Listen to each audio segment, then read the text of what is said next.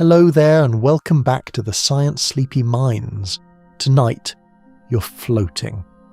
Not in water, not in a dream, but in a place so vast and so profoundly empty that the word nothing feels almost too generous to describe it.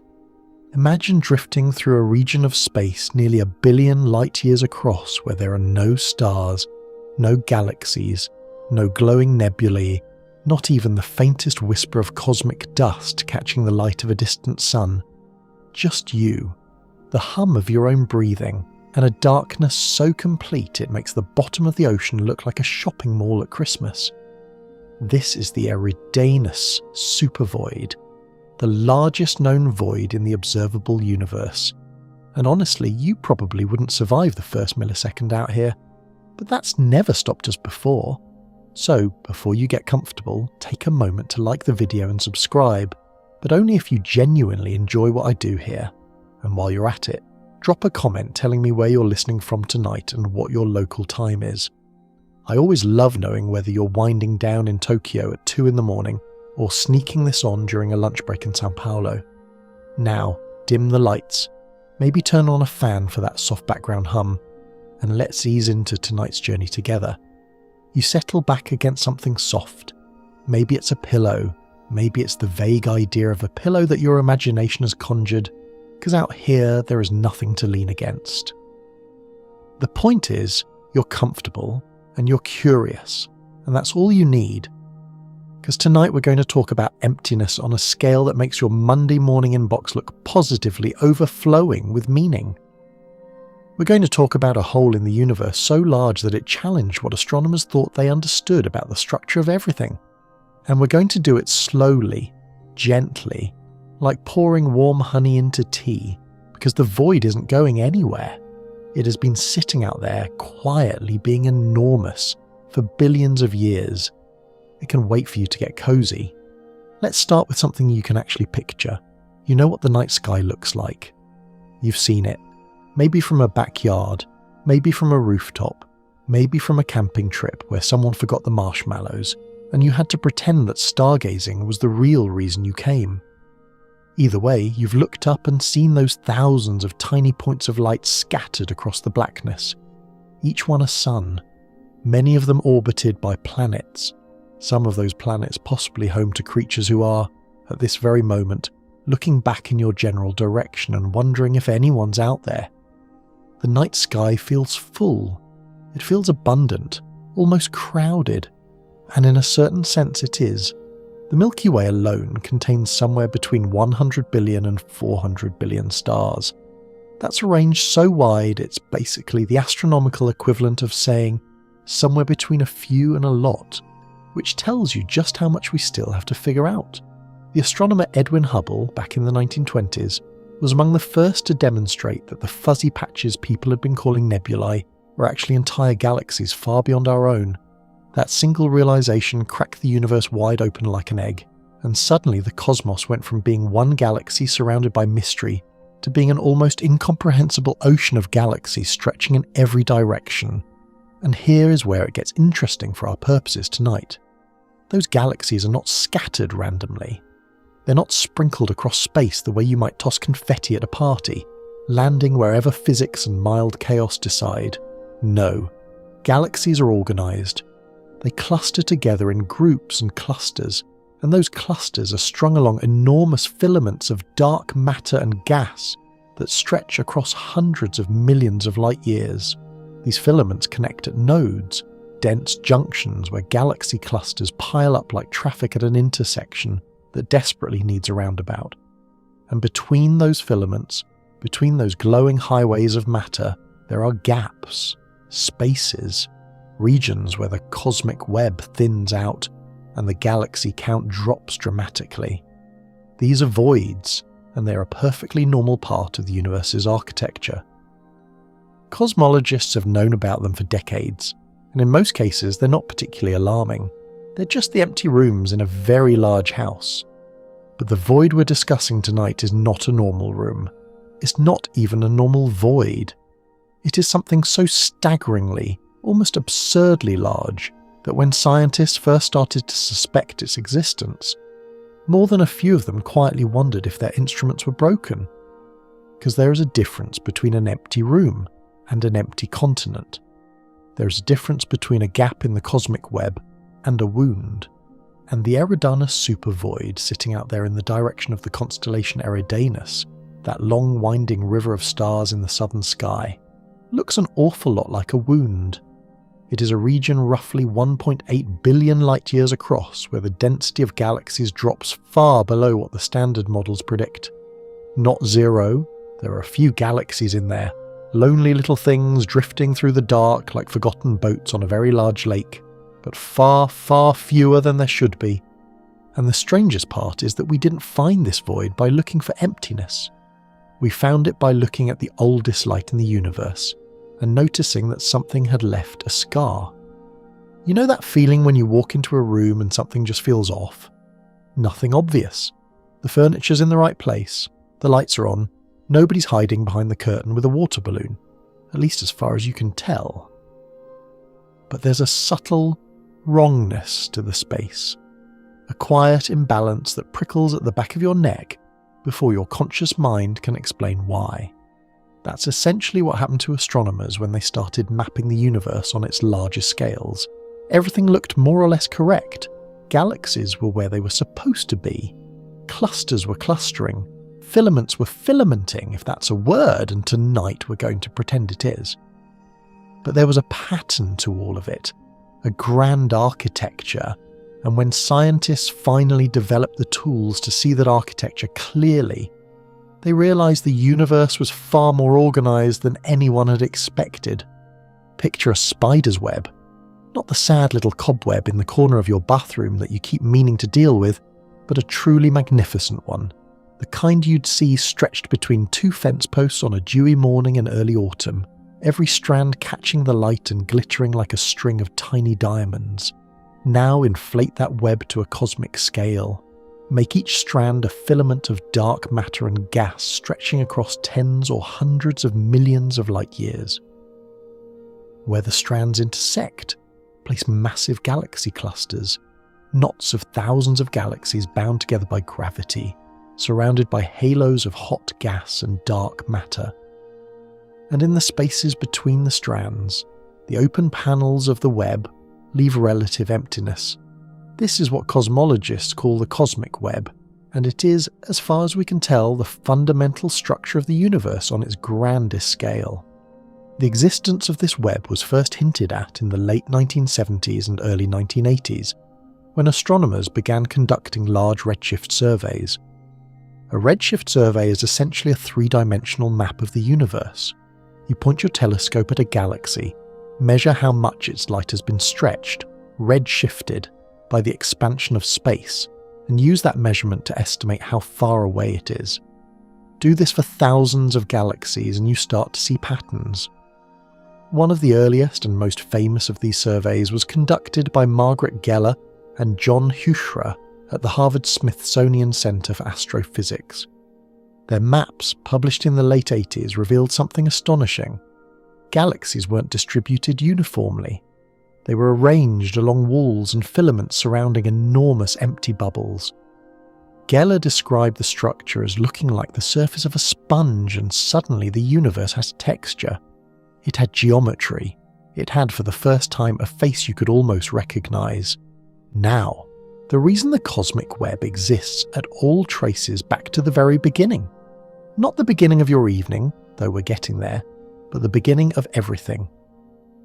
In the first fraction of a second after the Big Bang, the universe was unimaginably hot, dense and nearly uniform. Nearly, not perfectly. There were tiny quantum fluctuations, microscopic variations in density, that were stretched to cosmic scales during the rapid inflationary expansion that most cosmologists believe occurred in that first sliver of time. These fluctuations were minuscule, variations of about 1 part in 100,000, which in everyday terms is like the difference between a perfectly flat lake and a lake with a ripple so small you'd need a microscope to see it. But gravity is patient. Gravity is extraordinarily, almost unreasonably patient. Over hundreds of millions of years, those tiny overdensities pulled in surrounding matter, growing denser and denser, while the underdense regions, the places where there was slightly less stuff, lost matter to their denser neighbours and became emptier. Scholars still argue whether inflation alone seeded all the structure we see, or whether additional mechanisms in the early universe played a role. But the broad picture is well established.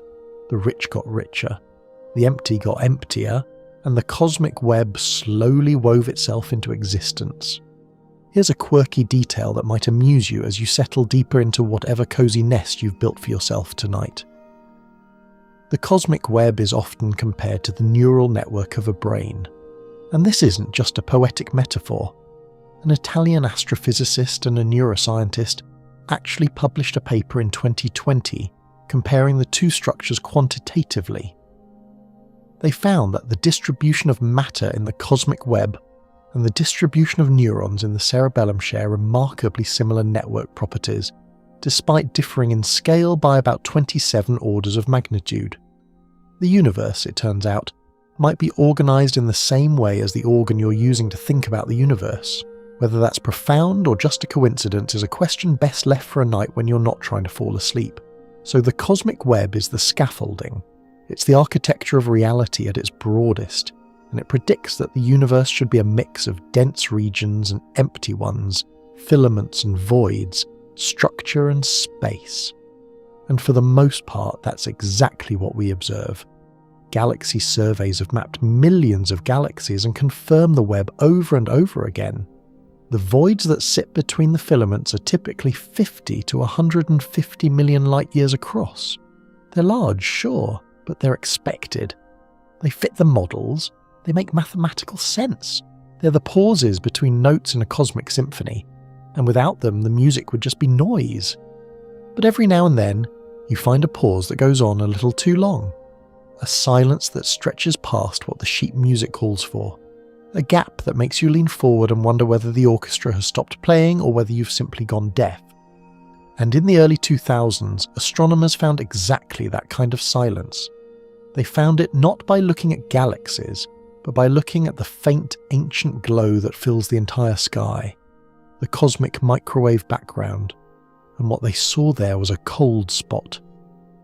A region where that ancient light was just a fraction of a degree cooler than it should have been.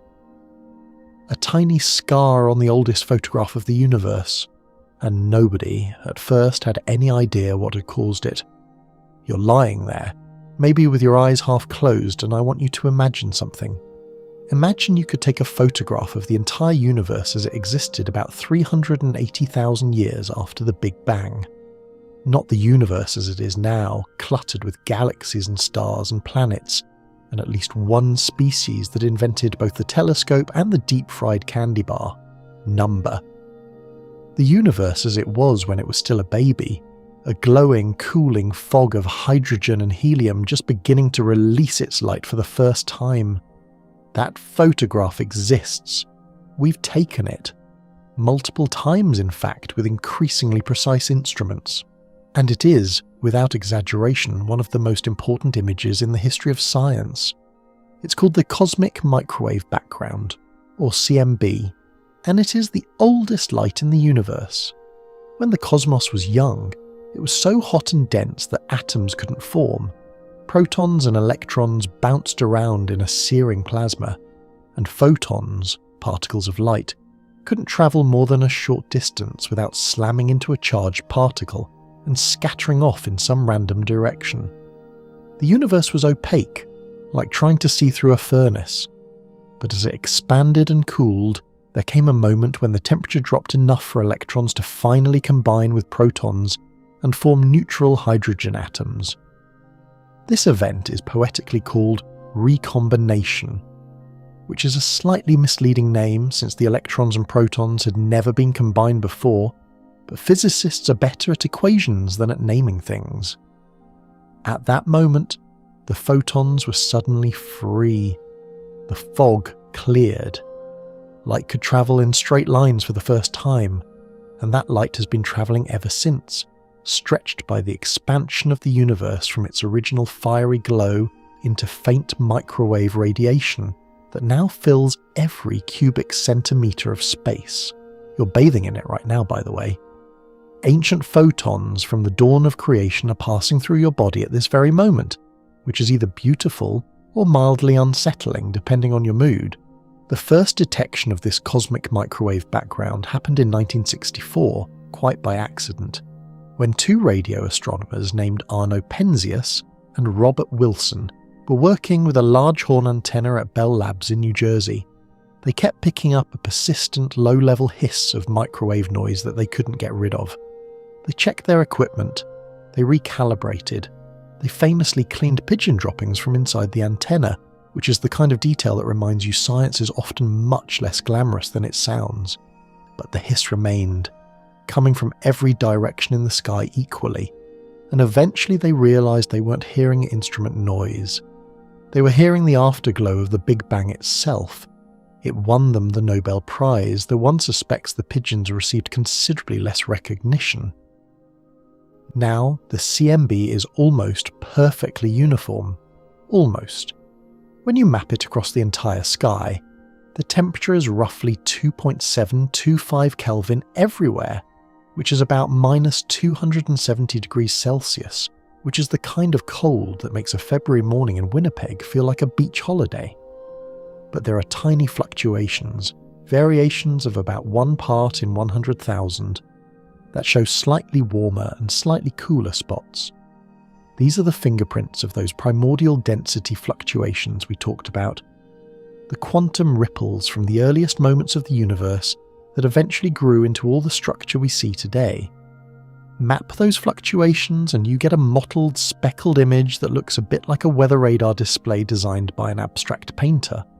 It's beautiful and deeply informative, and cosmologists have spent decades extracting an almost absurd amount of information from it, including the age of the universe, its geometry, its composition, and the relative amounts of ordinary matter, and dark energy.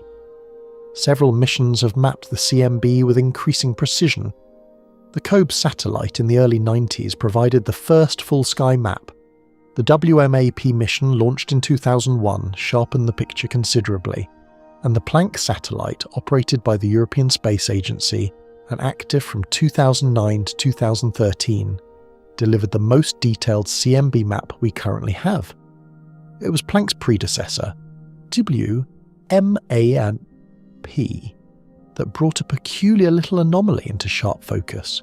There in the southern sky, in the direction of the constellation Eridanus, was a spot, a cold spot, a region roughly 5 degrees across, about 10 times the apparent diameter of the full moon, where the CMB temperature was noticeably lower than the surrounding sky.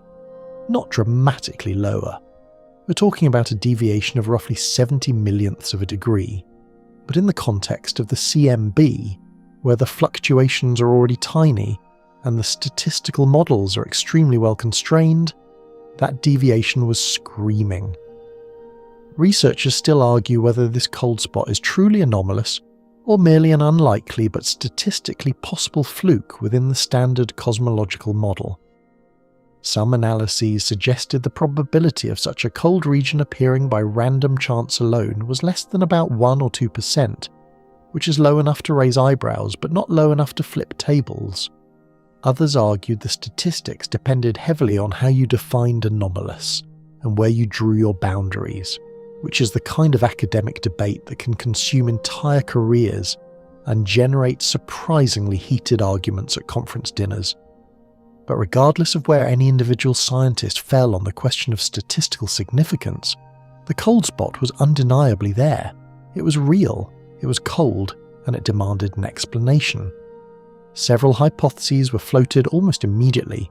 Maybe it was a statistical artifact, a rare but unremarkable fluctuation that just happened to catch our eye because human brains are wired to find patterns even in noise. Maybe it was the signature of some exotic physics from the very early universe, a topological defect or a remnant of a phase transition that left its mark on the CMB like a scar from a cosmic childhood injury. Or maybe, and this was the idea that would ultimately lead us to the largest void ever found, maybe something between us and that patch of ancient light was messing with the photons as they travelled. Something enormous, something empty. And so the hunt began. The hunt for what was causing that cold scar on the oldest light in the universe was, in many ways, like searching for a hole in the dark. Which is appropriate, because that's essentially what scientists were looking for. You have this anomalous cold patch in the cosmic microwave background, sitting there in the southern sky like a bruise on a peach, and you need to figure out what made it. The CMB photons left their source about 13.8 billion years ago, and have been sailing through the expanding universe ever since, crossing unimaginable distances, threading through the cosmic web, passing by galaxies and clusters and filaments and voids. If something along that journey altered their energy, made them just a tiny bit colder by the time they reached our detectors, then the culprit had to be out there somewhere along the line of sight. The question was where, and the question was what. You can think of it like this. Imagine you're mailing a letter from one side of the country to the other. The letter arrives slightly crumpled. Now you know the letter started out fine, and you know it arrived damaged, so something happened in between. Maybe it got caught in a sorting machine. Maybe a postal worker sat on it during lunch. Maybe it passed through a region of the postal system so underfunded and understaffed that the very fabric of mail delivery warped around it. You don't know yet. But you can start investigating by tracing the route the letter took and looking for anything unusual along the way. That's what astronomers did with the cold spot. They knew where the CMB photons had started. Everywhere, essentially, at the surface of last scattering, that spherical shell of glowing plasma from 380,000 years after the Big Bang. And they knew where the photons had ended up, in the detectors of WMAP and later Planck. So the investigative work involved surveying the three-dimensional space between us and the CMB in the direction of Eridanus, cataloguing the galaxies along that line of sight, measuring their distances using redshift, and looking for any structure or absence of structure that might explain the anomaly. This is harder than it sounds, and it already sounds pretty hard. Galaxy surveys are enormous undertakings. You need telescope time, which is one of the most fiercely competed for resources in all of science. You need to observe thousands upon thousands of galaxies, measure their spectra, calculate their redshifts, and place them in a three-dimensional map. It's painstaking work, the kind of thing that requires years of observation and terabytes of data. And in the early 2000s, the surveys that existed were not specifically designed to probe the region behind the cold spot in exhaustive detail. Scientists had to work with what they had and push for new observations where they could. One of the first serious attempts came from a team using data from the NRA OVLA Sky survey, a radio survey that catalogued sources across a large portion of the sky. In 2004, a researcher named Lawrence Rudnick and his colleagues examined the radio source counts in the direction of the cold spot and found something suggestive, a deficit of radio galaxies in that region, hinting that there might be fewer galaxies there than expected. It was a clue, not a conviction, a whisper, not a shout. But it pointed in an intriguing direction. The cold spot might not be a primordial feature of the CMB at all. It might be a secondary effect caused by something the photons encountered on their long journey to us. Other teams approached the problem differently. Some used infrared surveys to count galaxies in the Eridanus region at different redshift slices, essentially building up a layer cake of the universe along that line of sight. Others used photometric data, less precise than spectroscopic redshifts but available for far more galaxies, to create rough three-dimensional maps. The results were tantalizing but inconclusive. There were hints of underdensity, suggestions of a region where the galaxy count dropped below average, but the error bars were large and the skeptics were vocal. Scholars still argue whether those early detections were robust, or whether the teams were seeing what they wanted to see in noisy data, a very human tendency that scientists are not immune to despite their best efforts. Here is a quirky little aside that might make you smile as you sink further into your pillow. One of the challenges of surveying this particular region of the sky is that it sits relatively close to the plane of the Milky Way. Not in the plane, thankfully, because that zone is so thick with stars and dust that it's essentially opaque to extragalactic surveys, a region astronomers call the zone of avoidance, which sounds like something from a science fiction novel but is just the mundane reality of living inside a disk galaxy. The Eridanus cold spot is just far enough from this zone to be observable, but close enough that foreground contamination from our own galaxy's stars and dust is a persistent annoyance. Imagine trying to photograph a distant landscape through a slightly dirty window. You can do it, but you have to be very careful about what's on the glass versus what's actually out there. By the mid-2000s, the evidence was accumulating, but not yet conclusive. Something was probably out there in the direction of the cold spot. Something big, something empty. But proving it required better data, deeper surveys, and a more sophisticated understanding of how a void, if that's what it was, could actually imprint itself on the cosmic microwave background. The theoretical machinery existed, a mechanism called the integrated Sachs-Wolfe effect, which we'll get into shortly, provided a plausible link between large-scale voids and CMB temperature anomalies. But the observational confirmation was still pending, hanging in the balance like a verdict the jury hadn't quite reached. And so scientists kept looking. They refined their surveys, they built better maps, they argued at conferences and published competing papers, and occasionally sent each other mildly passive-aggressive emails about methodology.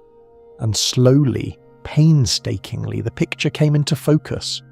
The picture, when it finally sharpened, was breathtaking in its emptiness. You're still floating out there in your imagination, drifting through the dark, and now the data is catching up with you.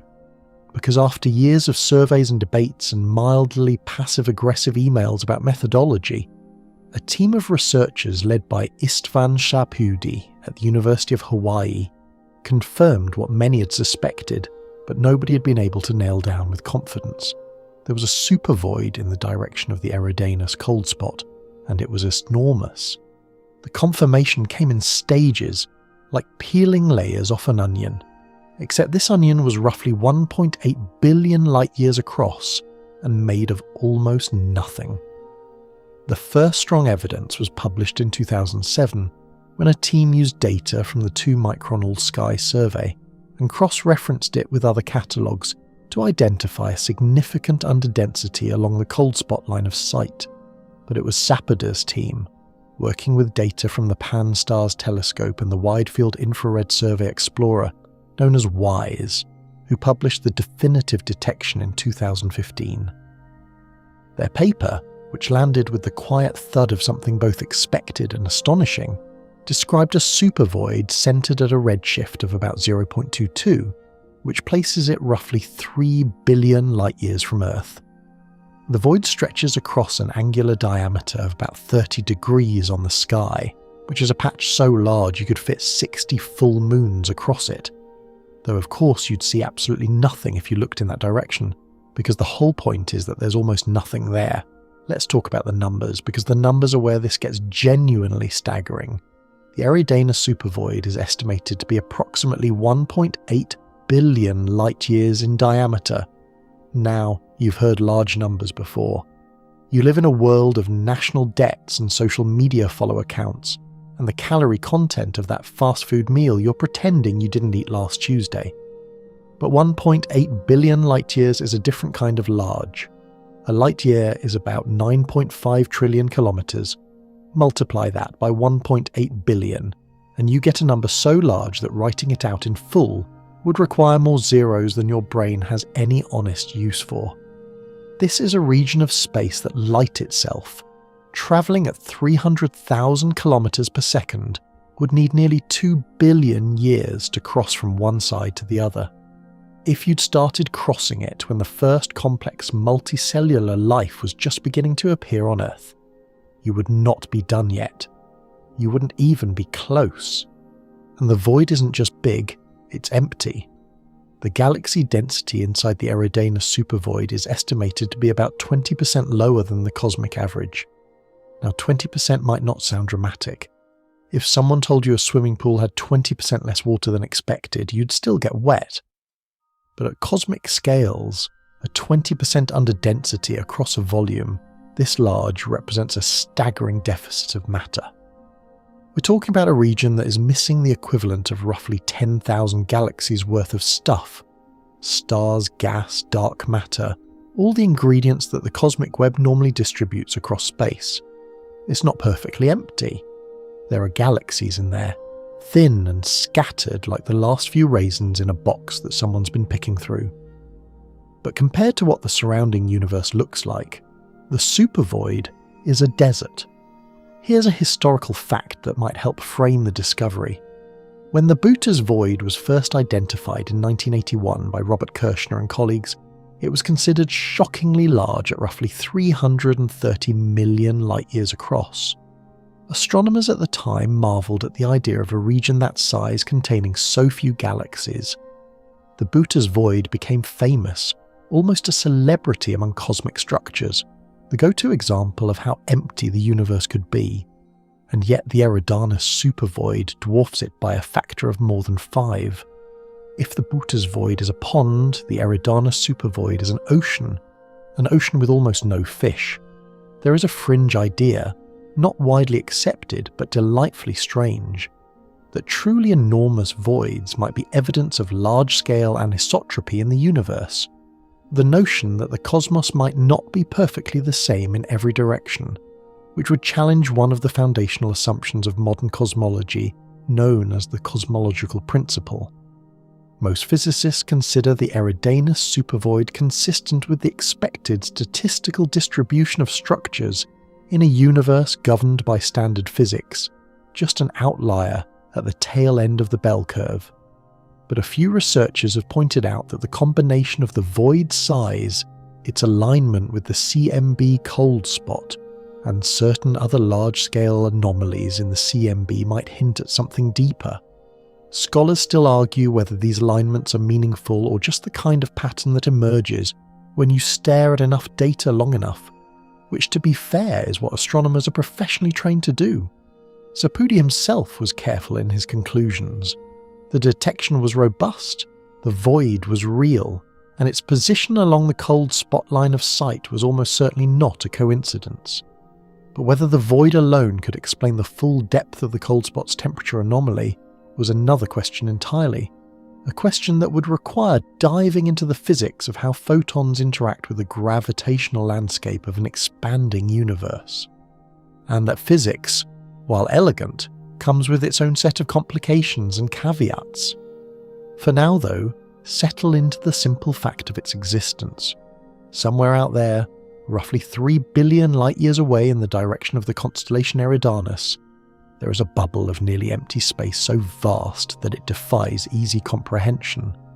It has been sitting there for billions of years, quietly being enormous, while galaxies formed and stars ignited, and at least one species of curious primates evolved to the point where they could detect it, measure it, and then lie awake at night feeling slightly unsettled by it. So you've got the numbers now, 1.8 billion light-years across, roughly 20% emptier than the cosmic average, sitting about 3 billion light-years from your pillow. But numbers, even very large ones, have a way of sliding off the brain like water off a duck's back.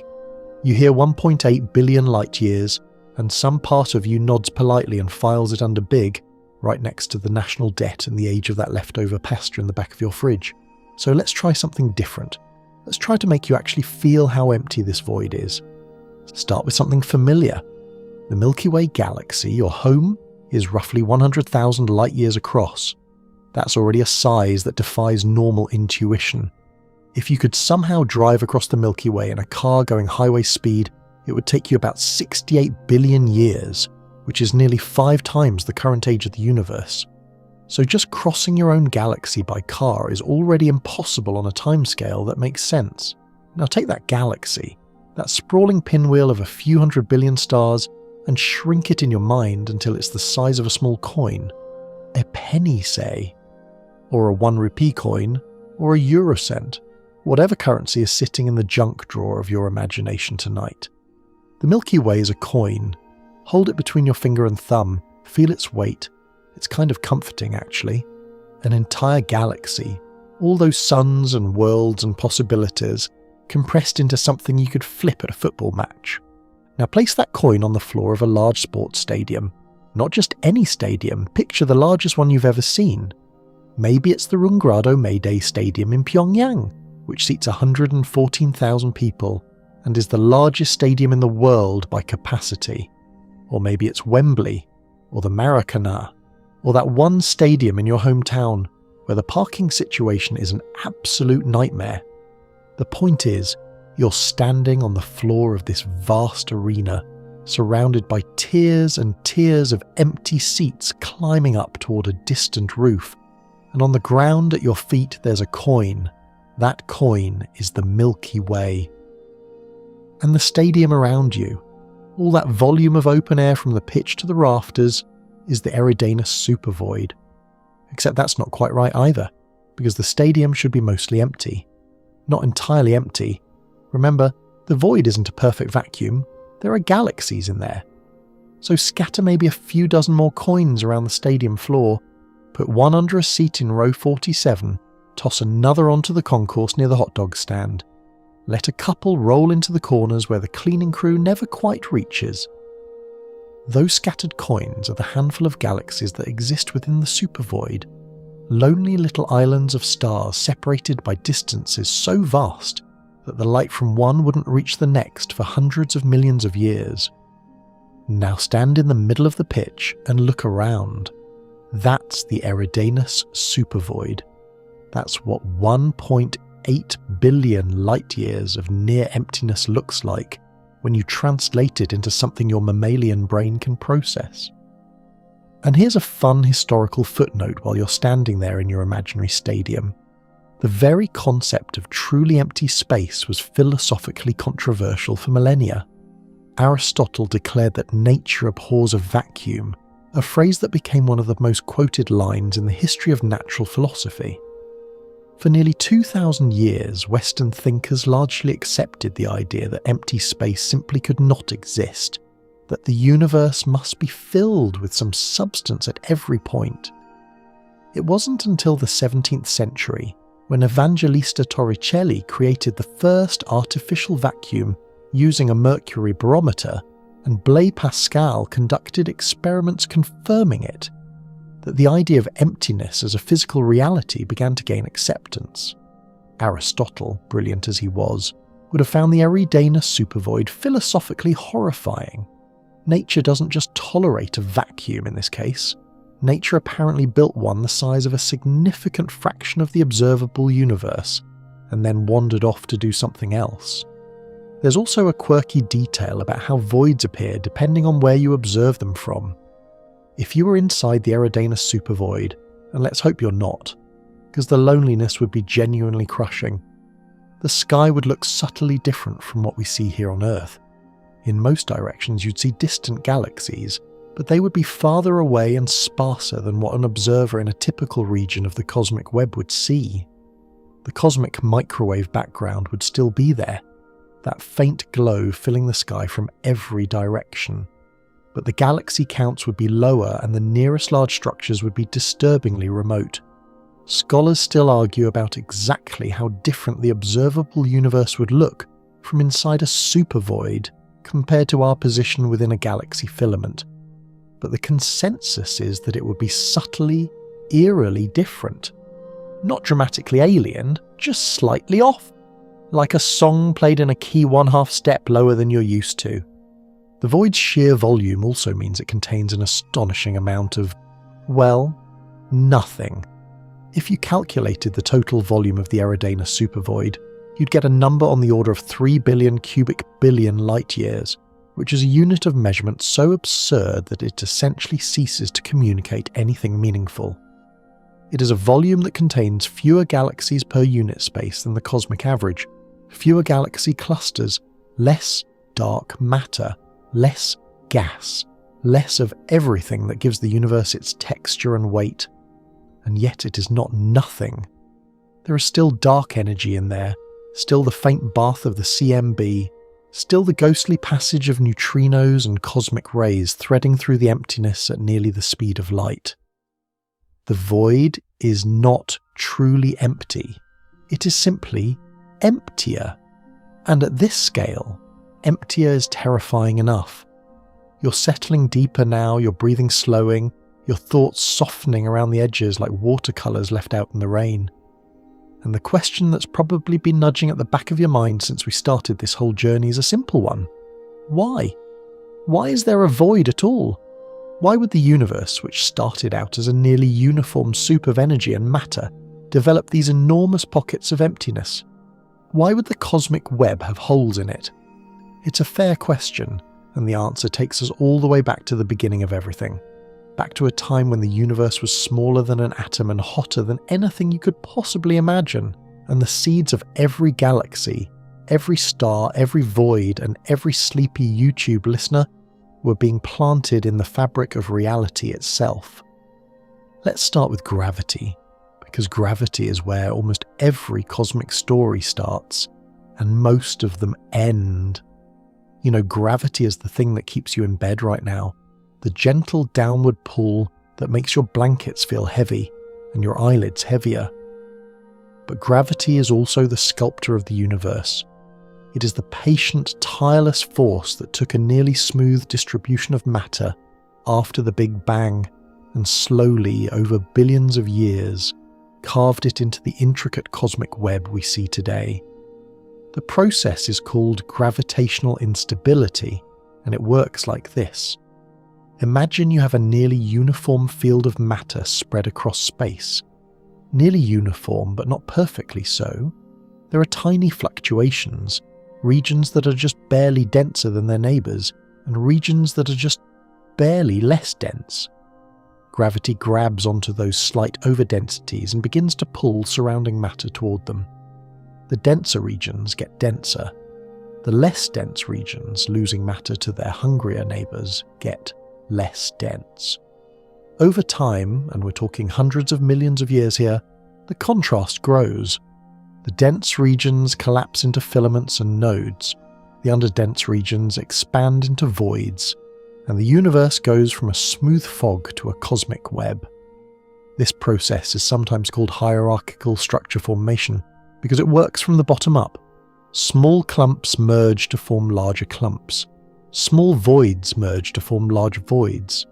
Galaxy-sized structures form first, then galaxy groups, then clusters, then the vast filaments and walls that connect them all. It's like watching a city develop in time-lapse. First a few scattered houses, then neighbourhoods, then districts, then a sprawling metropolis with highways connecting everything, and vast tracts of undeveloped land between the urban centres. The voids are the undeveloped land. They're the regions that gravity forgot, or more accurately, the regions that gravity systematically drained of matter over cosmic time. Now here's where it gets a little more technical, but stay with me because this part is genuinely beautiful.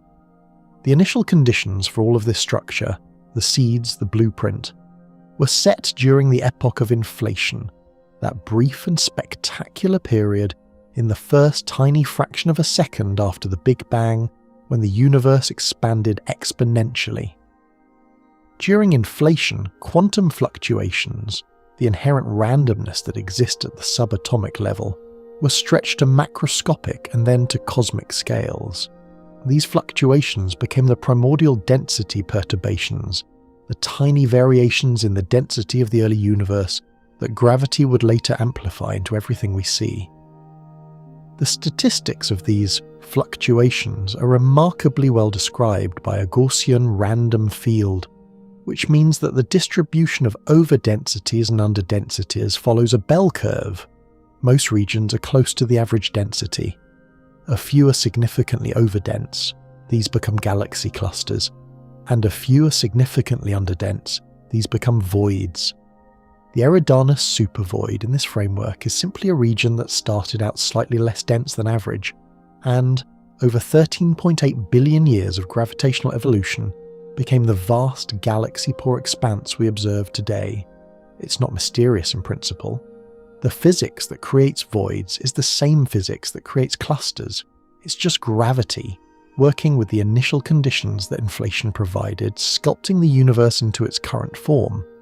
Sir Isaac Newton, who first formalised the law of gravitation back in 1687, would probably have appreciated the elegance of the mechanism, even if the scale would have made his wig fall off. But, and this is an important but, while small and moderate-sized voids are entirely expected in the standard cosmological model, the Eridanus Supervoid pushes the boundaries of what that model predicts. The question isn't whether voids can form. Of course they can. The question is whether a void this large can form within the age and parameters of our universe as we understand them. Some simulations of cosmic structure formation do produce voids approaching this size, but they're rare, sitting far out on the tail of the statistical distribution. Scholars still argue whether the Eridanus Supervoid is comfortably within the range predicted by standard lambda-CDM cosmology, the prevailing model of the universe that includes dark matter and dark energy, or whether it's an outlier that might require some adjustment to our understanding.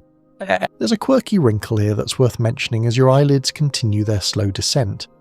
Voids aren't just passive leftovers, they're dynamic. They grow over time as dark energy accelerates the expansion of the universe, and as gravity continues to pull matter out of them and onto the surrounding filaments and walls. A void that was modest a few billion years ago might be significantly larger today, and a void that's large today will be even larger in the future. The universe's voids are, in a very real sense, winning. They're expanding, merging, swallowing the spaces between filaments, and over unimaginably long timescales, they will come to dominate the volume of the cosmos even more than they already do. The cosmic web isn't permanent, it's slowly dissolving, like sugar in warm water, and the voids are what's left when the sweetness is gone. You might be wondering as you lie there with the universe slowly dissolving in your imagination like sugar in warm water, whether the Eridanus Supervoid is truly alone in its enormity, whether it's the only vast bubble of emptiness out there, a singular freak of cosmic architecture, or whether the universe is riddled with these things like Swiss cheese left in the fridge too long. The answer, as you might have guessed, is somewhere in between. The Eridanus Supervoid is the largest void we've confirmed, the reigning champion of cosmic emptiness, but it is far from the only one. The universe, it turns out, is generously supplied with nothingness. Let's take a brief tour. Think of it as a vacation to the emptiest destinations the cosmos has to offer, a kind of anti-travel brochure where the main attraction is the complete absence of attractions. First stop, the Bruise Void, which holds the distinction of being the first truly large void to capture the public imagination. Discovered in 1981 by Robert Kirshner, Augustus Oehmler, Paul Schechter, and Stephen Schechtman, a team whose surnames alone sound like a law firm specialising in cosmic real estate disputes. The Bruise Void spans roughly 330 million light-years across. It sits in the direction of the constellation Bruise, the herdsman, which is an oddly pastoral name for a region of sky that contains one of the emptiest places known to science. When it was first identified, astronomers were stunned. A void that large, containing only about 60 galaxies when the average region of comparable volume would hold thousands, seemed almost impossible. The astronomer Greg Aldring famously remarked that if the Milky Way were in the centre of the Bruise Void, we wouldn't have known other galaxies existed until the 1960s. That's how isolated you'd be. That's how profoundly alone. Next, consider the Giant Void, also known as the Giant Void in the constellation Canes Venatici, which is a name that suggests astronomers briefly ran out of creativity and just went with the most literal option available. Discovered in the early 2000s, this void stretches across roughly 1.3 billion light-years, making it considerably larger than the Bruise Void, but still smaller than the Eridanus Supervoid. It was identified through galaxy survey data and helped establish that voids of truly colossal proportions were not just theoretical possibilities, but actual features of the observable universe. Its existence helped normalize the idea that the cosmic web's empty patches could be jaw-droppingly huge. Then there's the sculptor void, located near the South Galactic Pole, a region of space where the galaxy density drops noticeably. The sculptor void is not as famous as the Botas void and not as large as the giant void, but it's notable for being relatively nearby in cosmic terms, which makes it easier to study in detail. It's like the local park of cosmic voids, not the biggest, not the most exotic, but conveniently located and useful for understanding how voids behave up close. And there are others: the Capricornus void, the Microscopium void, the local void, which is literally next door to our own galaxy, a modest but real underdensity that sits just beyond the edge of the Virgo supercluster and exerts a subtle gravitational influence on the Milky Way's motion through space. The universe is not short on emptiness. In fact, by volume, voids make up the majority of the cosmos. Estimates vary, but most analyses suggest that somewhere between 40 and 60% of the volume of the observable universe is occupied by voids. The cosmic web's filaments and nodes, those glittering highways of galaxies and clusters, are the minority. They're the embroidery on a very large, very dark tapestry. Here is a historical tidbit that might charm you as you settle further into the quiet. The very first hint that the universe contained large-scale voids came not from sophisticated satellite surveys, but from some of the earliest three-dimensional galaxy maps produced in the late 1970s. Astronomers mapping the distribution of galaxies in the CFA redshift survey noticed that the galaxies weren't uniformly spread out. They were arranged on the surfaces of enormous bubble-like structures, with the interiors of those bubbles conspicuously empty. The analogy that stuck was soap bubbles. The galaxies cling to the surfaces where the bubbles meet, and the interiors are hollow. It's a beautifully simple image, and it remains one of the best ways to visualize the cosmic web even today. There's also a quirky fringe idea that occasionally surfaces in the more speculative corners of cosmology. Some researchers have wondered whether the largest voids might be connected to the concept of a multiverse. The reasoning goes that if our universe underwent eternal inflation, producing multiple bubble universes within a larger inflating space, then the boundaries or interactions between those bubbles might leave imprints on the structure of our cosmos, potentially as anomalously large voids or cold spots. Scholars still argue whether this idea has any testable predictions, or whether it's permanently trapped in the realm of elegant but unverifiable speculation, which is a polite way of saying some physicists find it fascinating and others find it exasperating. But of all these voids, none matches the Eridanus Supervoid for sheer scale. It is the undisputed heavyweight champion of nothingness, the largest confirmed absence in the observable universe, and its alignment with the CMB cold spot gives it an added layer of mystery that the Botas void, for all its fame, simply cannot match.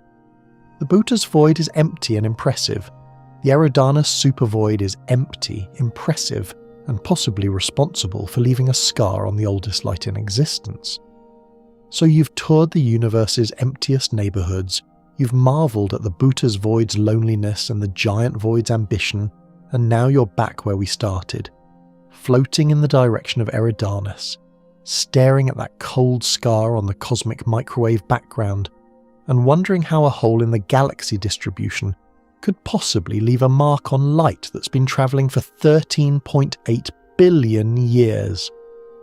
The answer involves one of the most elegant and quietly mind-bending effects in all of cosmology, and it has a name that sounds like a European law firm: the integrated Sachs-Wolfe effect. Don't let the name intimidate you. The physics, while subtle, is actually quite beautiful once you unpack it. And tonight, we're going to unpack it slowly, like opening a gift you're in no particular hurry to get to because the wrapping paper is nice and the fire is warm. It starts with a simple idea. Light is affected by gravity. You already know this in a general sense. Einstein told us that massive objects bend the fabric of space-time, and light follows the curves of that fabric.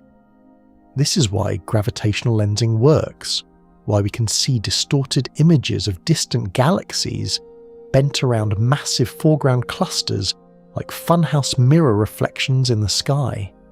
But the Sachs-Wolfe effect is about something slightly different.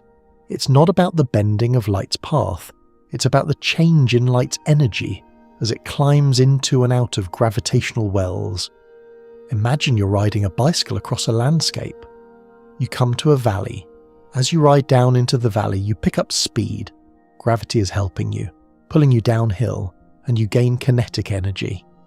When you reach the bottom and start climbing the other side, you slow down. Gravity is now working against you and you lose kinetic energy. If the valley hasn't changed shape while you were crossing it, you come out the other side with exactly the same speed you had going in. The energy you gained going down equals the energy you lost going up. Net effect, 0. Now apply this to a photon travelling through the universe. A photon approaches a region of higher than average density, a galaxy cluster, say.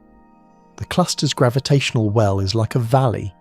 The photon falls in, gaining energy, which means its wavelength gets slightly shorter, and it blue shifts a tiny amount. Then it climbs out the other side, losing energy, redshifting by the same amount. If the gravitational well hasn't changed during the photon's crossing, the blue shift and the red shift cancel perfectly. The photon emerges unchanged.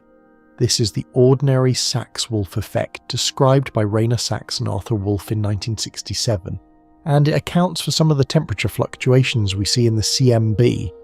But here's where the magic happens. What if the gravitational well does change while the photon is crossing it? What if the valley you're cycling through is being reshaped even as you ride? This is exactly what happens in a universe dominated by dark energy. Dark energy, that mysterious something that makes up roughly 68% of the total energy content of the universe, drives the accelerating expansion of space. And this accelerating expansion stretches out gravitational wells over time. Overdense regions become relatively less overdense. Underdense regions, voids, become relatively more underdense. The valleys and hills of the gravitational landscape are being slowly flattened by the relentless stretching of space. So picture our photon again. It falls into a gravitational well, gaining energy. But while it's inside, the well gets shallower because the universe is expanding and dark energy is smoothing things out. When the photon climbs back out, it doesn't have to climb as far as it descended, because the well has gotten less deep during the crossing. Result, the photon comes out with slightly more energy than it went in with. It's been given a tiny net blue shift. This happens when photons cross over dense regions, clusters and filaments, and the reverse happens when photons cross underdense regions, voids. When a CMB photon enters a void, it climbs out of the surrounding average density into a region of lower density, losing energy. While inside the void, the underdensity becomes even more underdense as dark energy continues to stretch the space. When the photon finally exits, it has to climb back to the average density, but the void has grown deeper in the meantime, so it has to climb more than it descended. Net result, the photon loses energy. It redshifts. Its wavelength stretches, and a longer wavelength corresponds to a lower temperature. The photon arrives at our detectors just a tiny bit colder than it would have been if the void weren't there. This is the integrated Sachs-Wolfe effect. Integrated because the energy change accumulates over the entire path through the void, and it is the leading theoretical explanation for how the Eridanus Supervoid could imprint itself on the CMB. A void that large sitting between us and the surface of last scattering would cause CMB photons passing through it to lose a measurable amount of energy, producing a cold spot in exactly the direction where we observe one. The physics is clean, the logic is sound. Rainer Sachs himself, who first described the foundational effect back in the 60s, likely never imagined it would one day be invoked to explain a mysterious bruise on the oldest light in the universe. Scholars still argue about the precise magnitude of the predicted effect, but the mechanism itself is widely accepted. It all fits together like a lock and key. Almost. That word is doing a lot of heavy lifting right now, and you can feel it hanging in the air like a held breath. Because the integrated Sachs-Wolfe effect is elegant and well understood and physically sound, and it absolutely predicts that a supervoid in the direction of the CMB cold spot should produce a temperature dip. The problem is that it doesn't predict a dip nearly large enough. You're lying there, comfortable, breathing slowly, and the universe has just handed you one of those maddening puzzles where the pieces look like they should fit, but there's a gap between them that no amount of gentle pressing can close. The observed cold spot in the CMB, as measured by WMAP and Planck, has a temperature decrement of roughly 70 to 150 millionths of a degree below the average, depending on how you define its boundaries and filter the data. The integrated Sachs-Wolfe effect, from a void with the Eridanus Supervoid's estimated size and density contrast, plugged into the standard cosmological model, predicts a temperature dip of roughly 20 millionths of a degree. Maybe a bit more if you're generous with the void's parameters, maybe a bit less if you're conservative. But in no reasonable scenario does it come close to accounting for the full observed anomaly. The ISW effect explains maybe a third of the cold spot at best, possibly less, and that leaves the rest unexplained, which in science is roughly equivalent to finding 2/3 of a murder still unsolved. This discrepancy has been the source of considerable academic consternation. Papers have been written, conferences have been convened, eyebrows have been raised to altitudes that would require supplemental oxygen. Because if the supervoid can't fully explain the cold spot, then either our understanding of the void is incomplete, our understanding of the ISW effect is wrong, or something else entirely is going on. Let's walk through the possibilities one at a time because they range from the mundane to the genuinely wild. The first possibility is that we've underestimated the void. Maybe the Eridanus Supervoid is larger, deeper, or more complex than current surveys indicate. Galaxy surveys, even the best ones, are limited by the depth and coverage of the telescopes used, and the supervoid sites in a region of sky that, remember, is not the easiest to observe due to its proximity to the galactic plane. Perhaps the void has substructure, smaller, deeper pockets of underdensity within the larger supervoid, that would amplify the ISW signal beyond what a simple uniform underdensity would produce. Some researchers have explored this idea, modelling the void not as a single smooth bubble, but as a more complex lumpy structure with sharper density gradients. The results are suggestive but not conclusive. You can squeeze a bit more ISW signal out of a more realistically modelled void, but it's still not enough to close the gap entirely. The second possibility is that the ISW calculation itself needs refinement. A standard ISW prediction relies on linear perturbation theory, which works well for small density fluctuations, but becomes less accurate for very large non-linear structures. The Eridanus Supervoid, with its 20% underdensity, is getting close to the regime where non-linear effects might matter. Some researchers have argued that fully non-linear treatments of the ISW effect, using general relativistic simulations rather than the simplified Newtonian approximations that most calculations rely on, could yield a larger temperature dip. This is an area of active research, and scholars still argue about whether nonlinear corrections could plausibly bridge the gap between prediction and observation, or whether they are a minor adjustment that doesn't fundamentally change the picture. The third possibility, and the one that makes the hairs on the back of your neck stand up even as you're trying to fall asleep, is that the cold spot isn't entirely caused by the supervoid at all.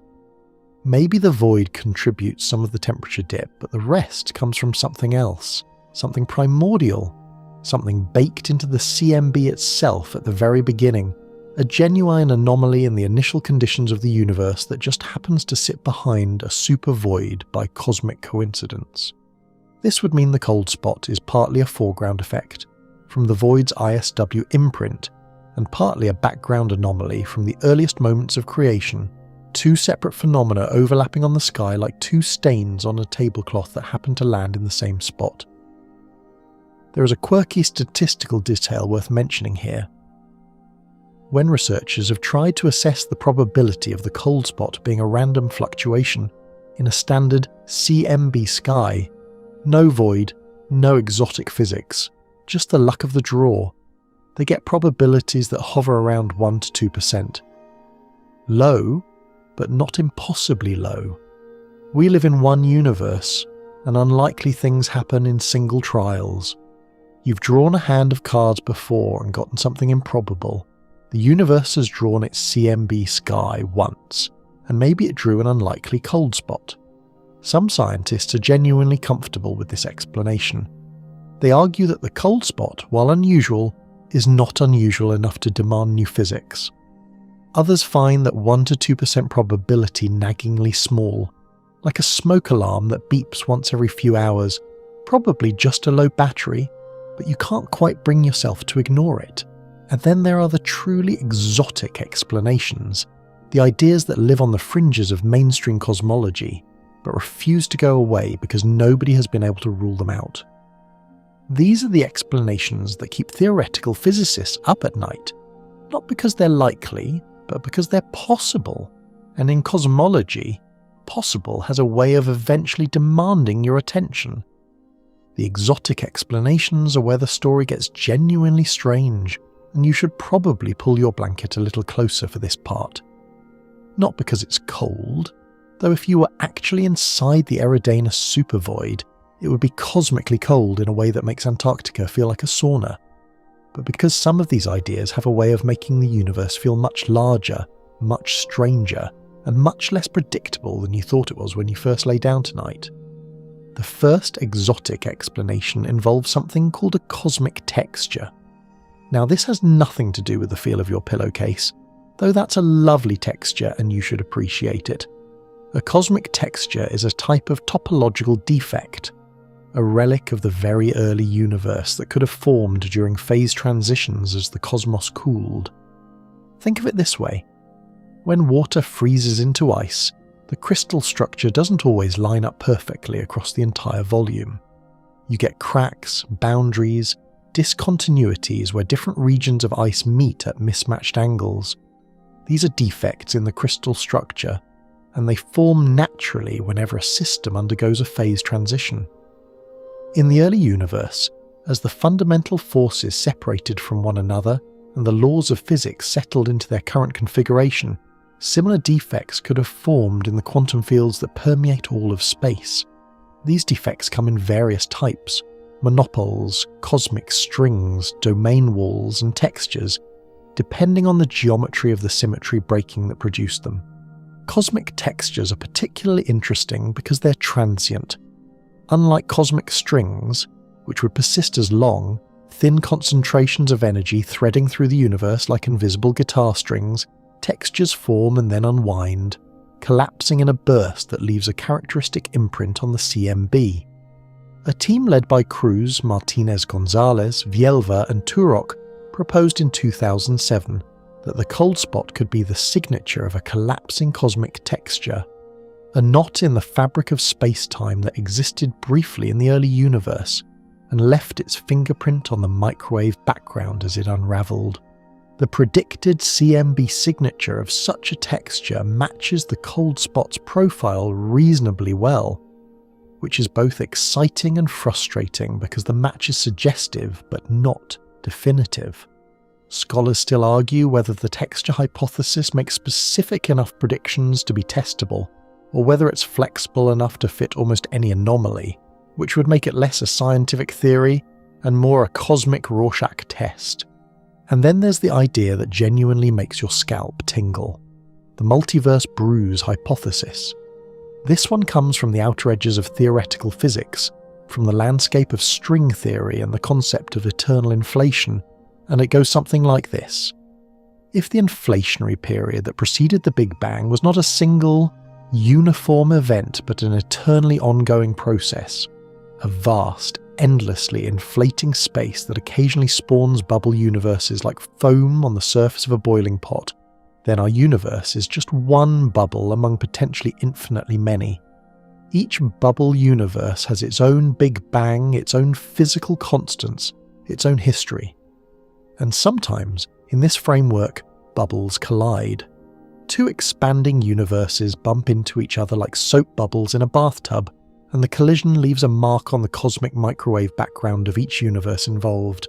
In 2011, a group of researchers including Stephen Feeney, Matthew Johnson, Daniel Mortlock, and Hiranya Paris published an analysis searching for the signatures of bubble collisions in the CMB data from WMAP. They were looking for circular patterns of anomalous temperature, either hot or cold, that would be consistent with the predicted imprint of a collision with another universe. The cold spot in Eridanus was naturally one of the candidates they examined. Their results were tantalizingly ambiguous. They found a few features in the CMB that were broadly consistent with bubble collision signatures, but the statistical evidence was not strong enough to claim a detection. The data didn't rule it out, but it didn't confirm it either. The universe, as usual, was being coy. Now let's be clear about something.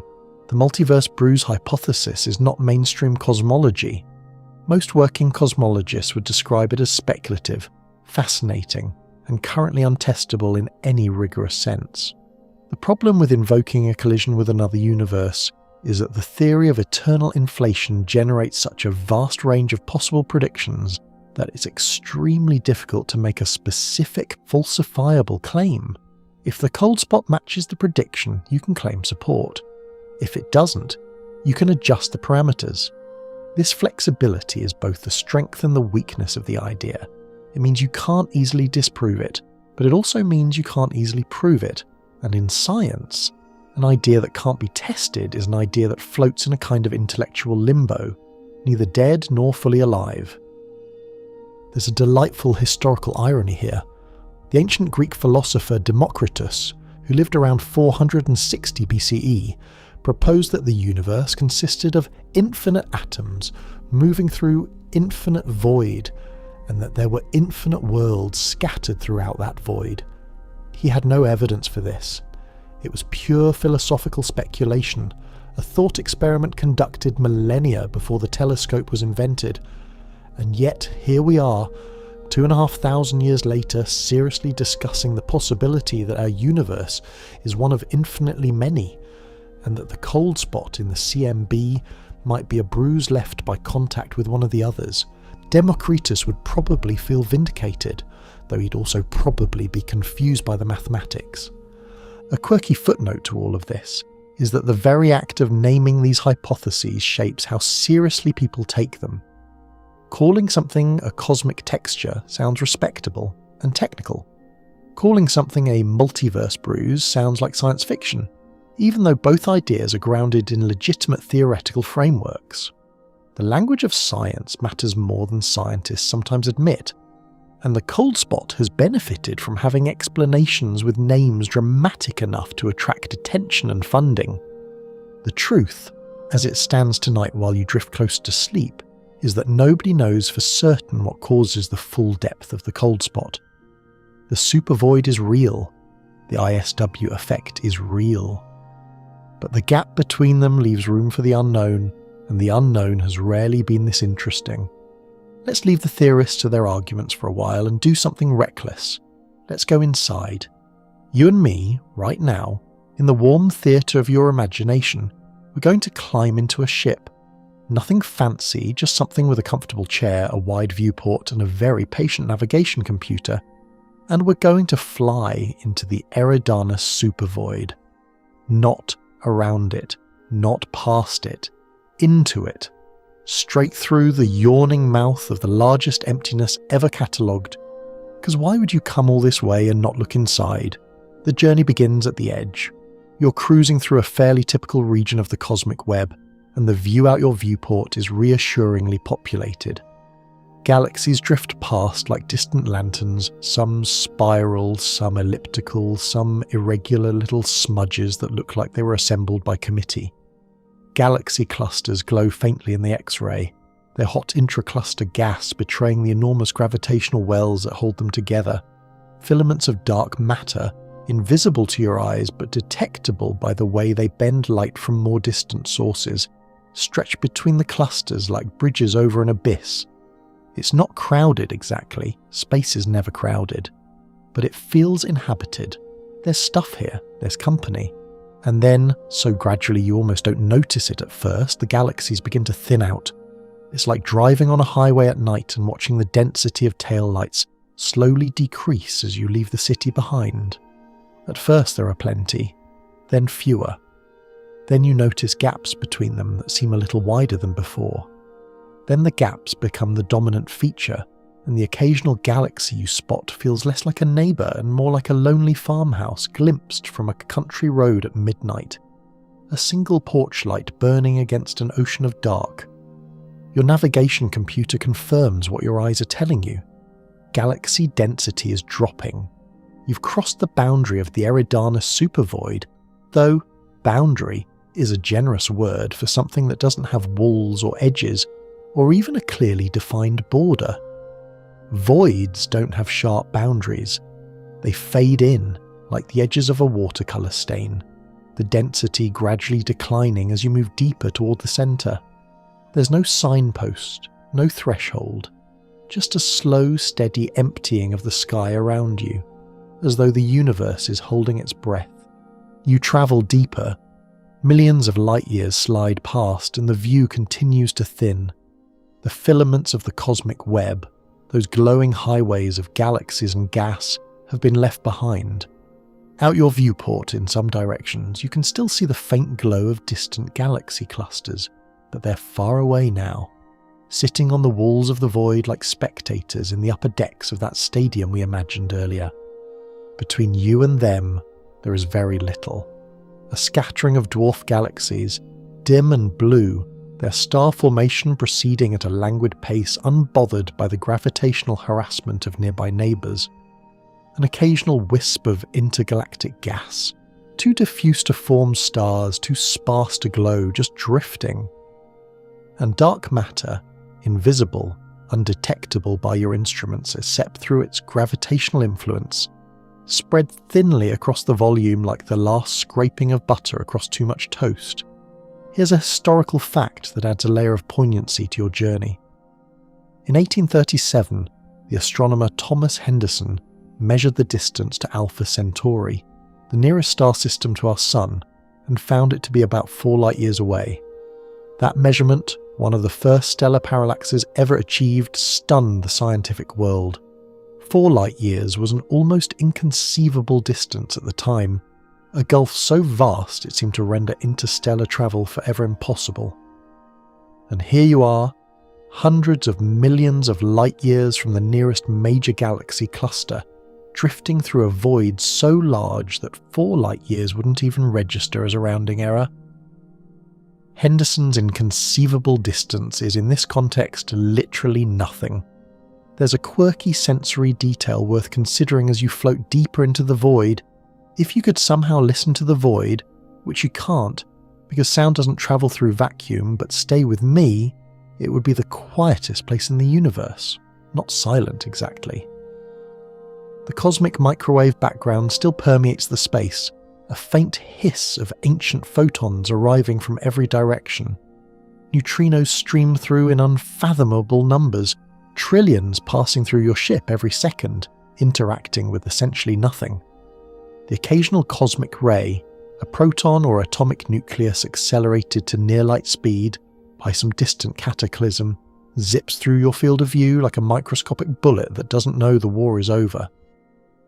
But in terms of the bustling electromagnetic activity that characterises denser regions of space, the radio emissions of pulsars, the X-ray glow of hot gas, the infrared warmth of star-forming nebulae, the void is hushed. It is the cosmic equivalent of that moment in the middle of the night when even the refrigerator stops humming and you can hear your own heartbeat. And yet the void is not hostile. It's not a place of violence or danger. It's not trying to kill you, at least not actively. It's simply indifferent, and that indifference is somehow worse than malice. A storm you can fight, an enemy you can outsmart, but a vast, patient emptiness that doesn't even know you're there. That's something else entirely. That's the kind of quiet that settles into your bones and makes you wonder whether the universe notices you at all. You press on deeper, and the loneliness thickens around you like fog. Scholars still argue about whether the psychological effect of true cosmic isolation could be meaningfully studied, or whether the human mind is simply not equipped to process emptiness on this scale. It's a debate that might never be resolved, because no one is likely to volunteer for the experiment. You've reached the centre now, or something close to it. The void doesn't have a precise centre any more than a cloud has a precise middle, but your navigation computer has done its best, and it's telling you that you're approximately as deep into the Eridanus Supervoid as it's possible to get. You ease back in your chair, you look out the viewport, and you try to process what you're seeing. Which is, of course, almost nothing. The sky is not black, that's the first thing you notice. Even here, at the deepest point of the largest void in the observable universe, the sky is not truly black. The cosmic microwave background still paints a faint invisible glow across every direction, a relic warmth from an era when the universe was young and luminous and didn't have all these embarrassing empty patches. There are still stars in your field of view, not nearby stars because there are no nearby stars, but the unresolved light of extremely distant galaxies sitting on the void's walls hundreds of millions of light years away. If you had perfect eyes and infinite patience, you could pick them out. Faint smudges against the darkness like the last embers of a campfire viewed from very far away. But to any normal human gaze, the sky looks emptier than any sky you've ever seen. Emptier than the darkest desert on Earth. Emptier than the space between thoughts in the deepest meditation you've ever managed. It is an emptiness that has weight, paradoxically, a fullness of absence. Now here's where it gets philosophically interesting, and I use that word fully aware that you might be trying to fall asleep, and philosophy is not everyone's preferred sedative. The nearest major galaxy cluster from your position at the void centre is somewhere around 700 to 900 million light-years away. That's the nearest significant concentration of matter. Let that sink in for a moment. The light you'd see from that cluster left its source when complex multicellular life on Earth was still in its early experimental phases, when the most sophisticated organism on the planet was probably something that looked like a fancy worm. If you sent a radio signal toward that cluster right now, it wouldn't arrive for nearly 1 billion years. Any reply wouldn't reach you for another billion. A round-trip conversation would take roughly 2 billion years, which makes even the most frustrating email thread look positively efficient. Imagine just for a moment that a civilization existed here. Not your civilization, not humans, but some other species that arose on one of the rare scattered galaxies drifting through the void's interior. What would their cosmology look like? What would they think the universe was? This is a question that astronomers have genuinely considered, and the answer is both fascinating and melancholy. A civilization deep inside the Eridanus Supervoid would look out at their sky and see far fewer galaxies than we see from our position within the cosmic web.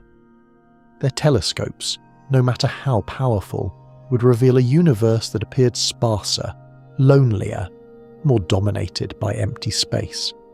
They might conclude that the universe contained far fewer galaxies than it actually does, simply because their vantage point is so impoverished. They'd be like someone born in the middle of the Sahara who concludes that the entire Earth is desert because they've never seen an ocean. There's a mainstream historical parallel here that's worth savouring. For most of human history, our understanding of the cosmos was limited by our position within it. Before Copernicus and Galileo, we thought Earth was the centre of everything. Before Hubble, we thought the Milky Way was the entire universe.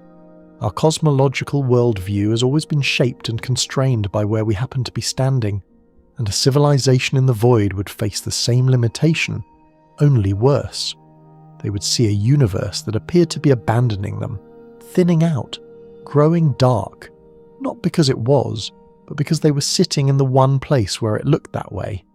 Scholars still argue about whether the cosmological principle, the assumption that the universe looks roughly the same from every vantage point, could be effectively tested by hypothetical observers in vastly different environments, or whether it's an assumption we're forced to make precisely because we can't relocate and check. Here's a quirky thought that might stay with you as you drift closer to sleep. The concept of cosmic loneliness has a name in Japanese aesthetics. It's called sabi, one half of the famous compound wabi-sabi, and it refers to a kind of beauty found in solitude, impermanence and incompleteness. A single flower in a vast field, a cracked teacup, a galaxy drifting alone through a void, 1 billion light-years wide. There is something profoundly sabi about the Eridanus Supervoid, a beauty in its emptiness that exists precisely because the emptiness is so total, so uncompromising, so indifferent to whether anyone is there to appreciate it. And there's one more thing worth considering as you sit at the void's centre. Time moves slightly differently here. Not dramatically, this isn't science fiction, and we're not talking about time machines or wormholes. But general relativity tells us that clocks tick at slightly different rates depending on the gravitational potential of their location. Deep inside a void, where the gravitational potential is slightly different from the cosmic average, time ticks at a marginally different rate than it does for an observer embedded in a dense galaxy cluster. The difference is absurdly small, far too small to notice or measure with any conceivable clock, but it's real. The void has its own relationship with time, its own subtle rhythm, its own quiet metronome ticking away in the darkness. You sit there for a long moment, listening to nothing, watching nothing, feeling the strange peace that comes from being surrounded by an absence so vast it stops being frightening and starts being almost meditative, and then you point your ship toward the distant glow of the cosmic web and begin the long journey out. You're heading outward now, back toward the glittering filaments of the cosmic web, and the galaxies are slowly reappearing in your viewport like stars emerging after a long overcast night. But before you leave the void entirely, there's something important we need to talk about. Something that makes the Eridanus Supervoid not just a curiosity, but a genuinely evolving feature of the cosmos. The void is growing. It hasn't finished becoming what it's going to be. And the reason it's growing has everything to do with the strangest, most poorly understood ingredient in the entire universe: dark energy. You've heard the term before, probably. Dark energy is one of those phrases that gets thrown around in documentaries and science articles, with a confidence that belies how little we actually understand about it. Here's what we know. The universe is expanding. This has been established since Edwin Hubble's observations in the late 1920s, when he noticed that distant galaxies were moving away from us, and that the farther away a galaxy was, the faster it appeared to be receding. The universe is not static. It's inflating like an endless loaf of bread in an oven with no walls. But here's the twist that earned 3 physicists a Nobel Prize in 2011. The expansion isn't slowing down, it's speeding up. In 1998, 2 independent teams, the Supernova Cosmology Project and the High Z Supernova Search Team, were studying distant type Ia supernovae, a specific kind of stellar explosion that serves as a reliable cosmic distance marker because their peak brightness is remarkably consistent. By comparing the observed brightness of these supernovae with their redshifts, both teams expected to find that the expansion of the universe was decelerating, gradually slowing under the gravitational pull of all the matter it contains. Instead, they found the opposite. The expansion was accelerating. The most distant supernovae were dimmer than expected, meaning they were farther away than they should have been if the expansion was slowing down. Something was pushing the universe apart, something that acted against gravity on the largest scales, and nobody knew what it was. They called it dark energy, which is a name that sounds dramatic and mysterious, and is, in scientific terms, essentially a placeholder for, we have no idea what this is, but it makes up roughly 68% of the total energy content of the universe. Dark energy is not dark matter. That's a separate mystery, making up about 27%.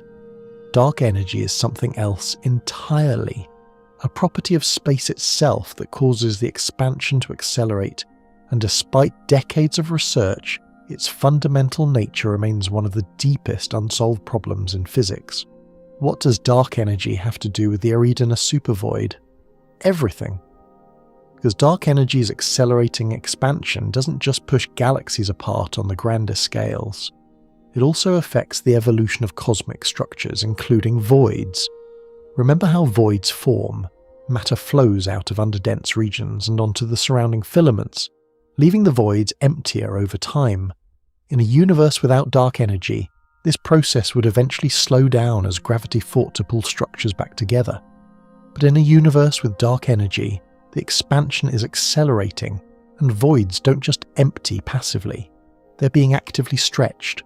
The walls of the void are being pushed outward by the expansion of the space within it.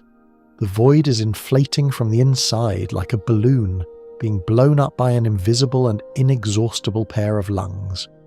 This means the Eridanus Supervoid is not the same size today as it was a billion years ago, and it will not be the same size a billion years from now. It is growing, slowly, imperceptibly on any human timescale, but relentlessly. The galaxies on its walls are being carried farther apart. The density contrast between the void's interior and the surrounding cosmic web is increasing. The void is becoming more void-like, if you'll forgive the slightly redundant phrasing, and this process will continue for as long as dark energy dominates the energy budget of the universe, which, as far as we can tell, means forever. There's a quirky detail here that cosmologists find both amusing and slightly unsettling.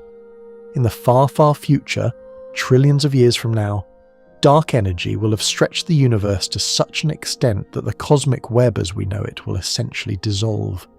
Galaxy clusters will become isolated islands, drifting apart so fast that light from one will never reach another. The voids will have won. They will have consumed nearly everything, leaving behind a cold, dark, exponentially expanding emptiness, populated by sparse, aging galaxy clusters that can no longer see or interact with their neighbours. The universe's final state, if current models are correct, is essentially one enormous void. The Eridanus Supervoid is not an aberration. It's a preview. Scholars still argue about whether dark energy is truly constant, a cosmological constant as Einstein proposed, and then famously retracted and then turned out to be probably right about, or whether it changes over time, perhaps growing stronger or weaker as the universe ages. Some models, called phantom energy models, predict that dark energy could grow so powerful that it eventually tears apart not just galaxy clusters, but galaxies, then solar systems, then planets, then atoms, in a catastrophic event called the Big Rip. Others predict a more gentle fate, a slow heat death in which the universe simply expands forever and gradually cools to absolute zero. Either way, the voids grow. Either way, emptiness wins. It's just a question of how dramatic the victory is. And as you cruise back toward the light of the cosmic web, that fact sits with you quietly. Like a stone in your pocket you keep reaching down to touch. The stone in your pocket, that quiet awareness that emptiness is the universe's long game, turns out to have a surprisingly useful flip side. Because while voids are eerie and philosophically unsettling and generally not the kind of place you'd want to build a vacation home, they're also, it turns out, some of the most valuable scientific laboratories in existence, not despite their emptiness, but because of it. You're back among the filaments now, galaxies drifting past your viewport with comforting regularity, and it feels a little like returning to a city after a long stretch in the wilderness. There's noise again, there's activity, there's structure, but your mind keeps drifting back to the void, and rightly so, because some of the most exciting work in modern cosmology involves not the bright, busy regions of the universe, but the dark, quiet ones. Voids, it turns out, are where the universe keeps its cleanest secrets. Here's why. When you study the dense regions of the cosmos, galaxy clusters, filaments, the crowded nodes of the cosmic web, you're looking at environments shaped by enormously complex gravitational interactions. Galaxies merge with each other, hot gas sloshes around in cluster potential wells, dark matter halos overlap and interfere, magnetic fields tangle, feedback from supermassive black holes and supernovae stirs the soup. The physics is messy, layered, and difficult to disentangle. Trying to extract clean, cosmological measurements from these environments is like trying to hear a single violin in the middle of a symphony orchestra during the loud part. The signal is there, but it's buried under a mountain of astrophysical noise. Voids are different. Voids are quiet. The density is low, the gravitational interactions are minimal, and the physics is much closer to the simple, linear regime that cosmological equations handle most gracefully. In a void, the effects of dark energy, modified gravity, and neutrino mass are not drowned out by the roar of galaxy formation and cluster dynamics. They're exposed, naked, clean. It's like stepping out of the symphony hall and into an empty room where that single violin is the only thing playing. You can hear every note. This realization has led to a growing field of research sometimes called void cosmology, and it has produced some genuinely remarkable results. One of the most promising applications involves using voids to test theories of gravity. General relativity, Einstein's magnificent theory of gravitation, has passed every test thrown at it for over a century, from the bending of starlight during solar eclipses first observed by Arthur Eddington in 1919 to the detection of gravitational waves by LIGO in 2015. But some physicists suspect that general relativity might not be the complete story on the very largest scales. Modified gravity theories, alternatives to Einstein that tweak the equations of gravitation to account for the accelerating expansion without invoking dark energy, make subtly different predictions about how structures grow and evolve, and those differences are most visible, most detectable in the clean environments of cosmic voids. For example, the rate at which voids grow over time depends on the theory of gravity you're using. In general relativity with a cosmological constant, voids expand at a specific rate. In certain modified gravity theories, they expand faster or slower. By measuring the sizes, shapes, and growth rates of voids across different epochs of cosmic history, cosmologists can potentially distinguish between these competing theories. It's a delicate measurement, requiring enormous galaxy surveys and sophisticated statistical techniques, but it's within reach of current and upcoming observational programs. Voids, those vast patches of nothing, might be the key to understanding the most fundamental force in the universe. There's a similarly exciting application involving neutrinos, those ghostly subatomic particles that barely interact with anything and stream through the universe in unfathomable numbers. Neutrinos have mass, but we don't know exactly how much. The current upper limits from laboratory experiments are frustratingly loose, and pinning down the neutrino mass is one of the major goals of both particle physics and cosmology. It turns out that neutrinos, because they move at nearly the speed of light and don't clump like ordinary matter, have a subtle smoothing effect on cosmic structure. They tend to wash out small-scale density fluctuations, and this effect is most detectable in underdense regions. Voids, in other words, are sensitive to the neutrino mass in a way that dense regions are not.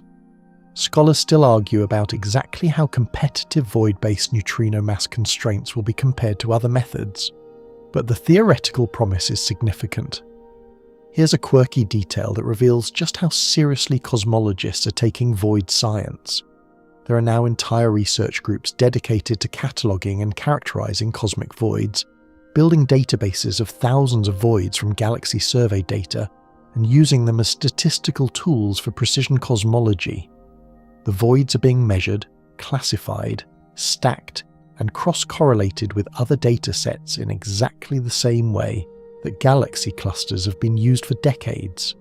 Emptiness, it turns out, has become a data product. It has error bars and statistical significance and peer-reviewed publications. The nothing has become something, scientifically speaking, and the researchers involved are not embarrassed about this irony. They're too busy extracting cosmological parameters from the darkness to worry about the poetry. And there's one more thing voids are teaching us, something that connects back to the cold spot and the ISW effect we discussed earlier. By stacking many voids together, averaging their ISW signals to boost the faint temperature imprints above the noise, cosmologists have been able to detect the ISW effect statistically, confirming that dark energy is indeed causing gravitational potentials to evolve over time. This stacking technique, first applied successfully in the mid-2000s, provided independent evidence for dark energy that doesn't rely on supernovae or the CMB power spectrum. The voids whispered, and by combining enough whispers, scientists heard the message. Speaking of whispers, let's talk about the galaxies that actually live in and around the void. Because while the Eridanus Supervoid is defined by absence, it's not perfectly lifeless. There are galaxies in there, and the ones that exist are some of the strangest, most isolated, most quietly fascinating objects in the cosmos. They are the hermits of the universe, the monks on the mountaintop, the people who moved to a cabin in the woods and never came back, and their peculiarities tell us something profound about how environment shapes evolution. Not just biological evolution, but cosmic evolution. In the dense regions of the universe, galaxies live tumultuous lives. They crash into each other, merge, tear each other apart with tidal forces, steal gas and stars from their neighbours, and are constantly buffeted by the hot winds of the intra-cluster medium. A galaxy in a rich cluster is like a person living in a busy city, always bumping into someone, always being shaped by interactions, always dealing with the consequences of proximity. These interactions drive dramatic changes.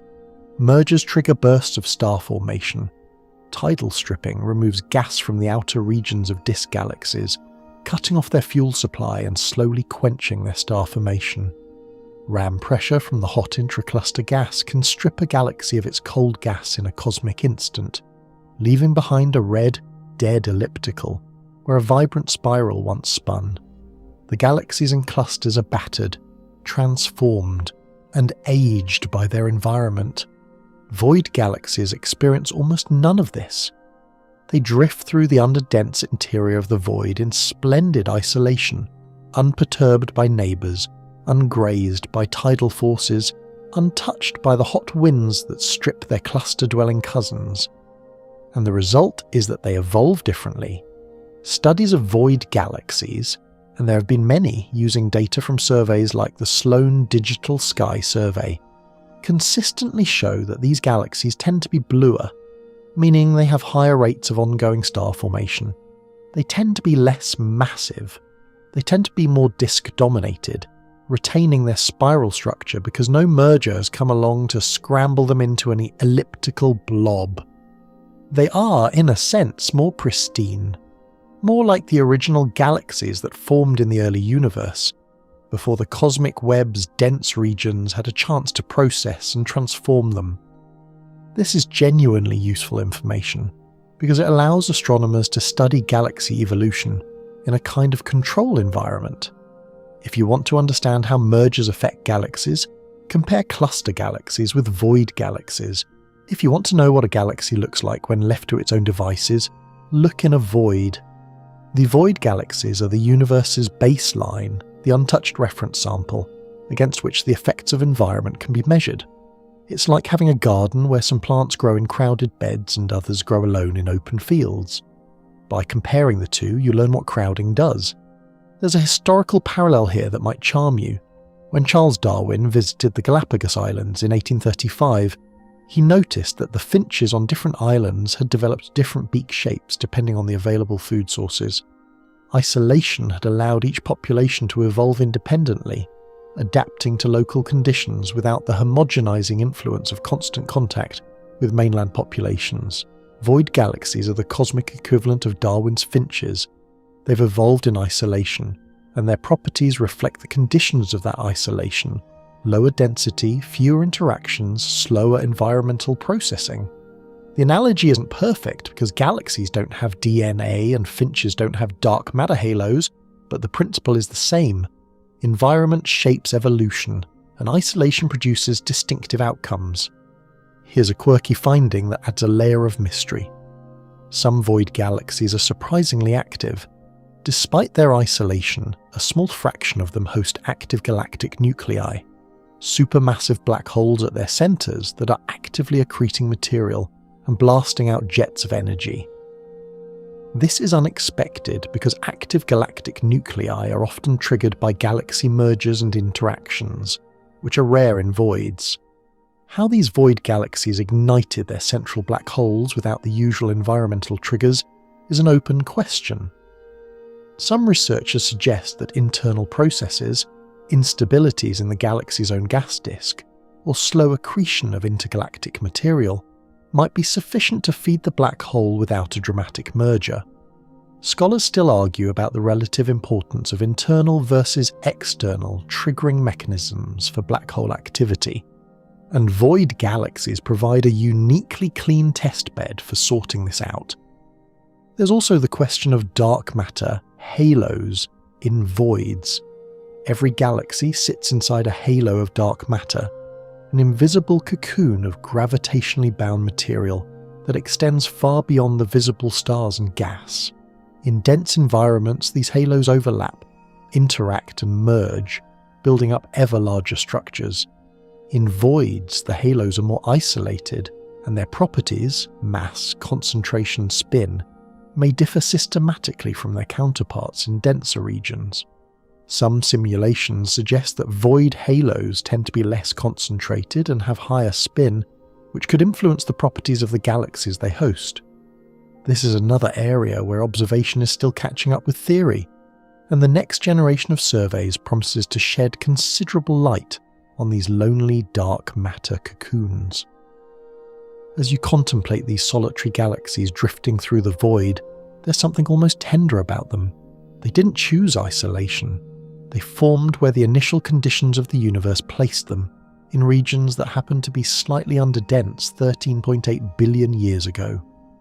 And they've been quietly going about their business ever since, forming stars at their own unhurried pace, spinning their spiral arms in the dark, completely unaware that somewhere billions of light years away, a curious species is pointing telescopes in their direction and marvelling at how different life is on the other side of the cosmic web. You're lying still now, the kind of still where even your thoughts have started to move more slowly, settling into a rhythm that matches the long, unhurried pulse of the universe itself. And as we drift away from the void galaxies and their quiet little lives, I want to take you somewhere more personal, somewhere closer to the bone, because the Eridanus Supervoid isn't just a scientific curiosity. It isn't just a data point in a cosmological survey or a puzzle for theorists to argue over at conferences. It is, for many people who encounter it for the first time, genuinely and viscerally terrifying. And understanding why it's terrifying tells us something important, not just about the universe, but about ourselves. Humans are afraid of many things: heights, snakes, public speaking, that weird noise your car makes when you turn left but not when you turn right. These fears make evolutionary sense. Heights can kill you, snakes can bite you. Public speaking exposes you to social judgment, which in our ancestral environment could mean exclusion from the group, which could mean death. Even the car noise makes a kind of practical sense. Something might be broken, and broken things are dangerous. Our fear responses evolved to protect us from specific, identifiable threats in a world of predators and cliffs and poisonous berries and rival tribes. They are targeted, purposeful, and usually proportional to the danger, but the void doesn't fit any of those categories. The Eridanus Supervoid cannot hurt you. It is 3 billion light years away. It has no teeth, no venom, no gravitational pull strong enough to affect anything in your daily life. It is not going to show up at your door. It is not going to call you at 3 in the morning. And yet, when people learn about it, really learn about it, really sit with the scale of it, many of them report a feeling of unease that goes deeper than ordinary fear. It's a creeping existential discomfort, a sense that something fundamental about reality is slightly wrong. And that feeling has a name, or at least it has several names that circle around the same idea. One of them is kenophobia, The fear of empty spaces, derived from the Greek kinos, meaning void or empty. It's a recognised psychological phenomenon, though not as widely studied as claustrophobia or arachnophobia, probably because most people don't encounter truly empty spaces often enough for it to become clinically significant. But kenophobia taps into something that feels almost primordial, a deep-seated discomfort with absence, with the idea that there could be a place where nothing exists. Aristotle, remember, declared that nature abhors a vacuum. He may have been projecting. Perhaps it's not nature that abhors a vacuum, perhaps it's us.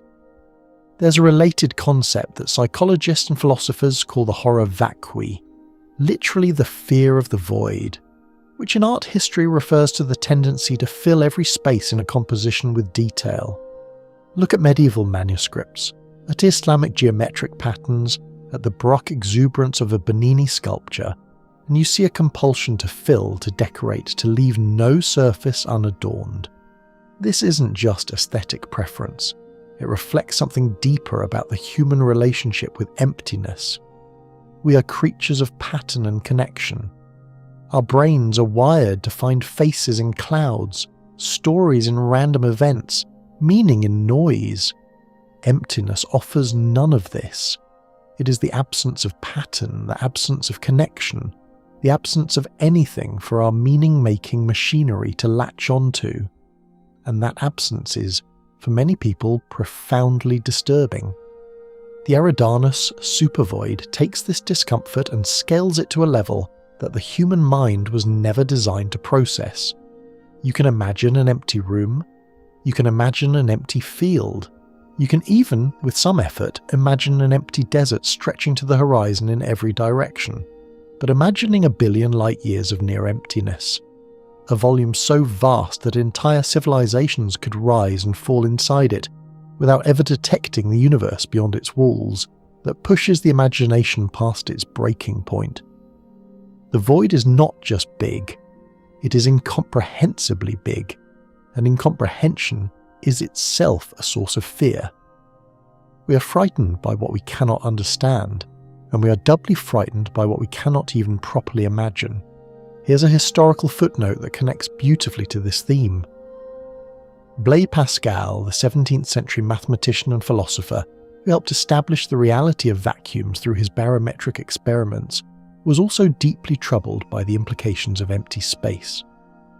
In his Pensées, he wrote a line that has echoed through centuries of philosophical thought, a reflection on the eternal silence of infinite spaces that he found deeply alarming.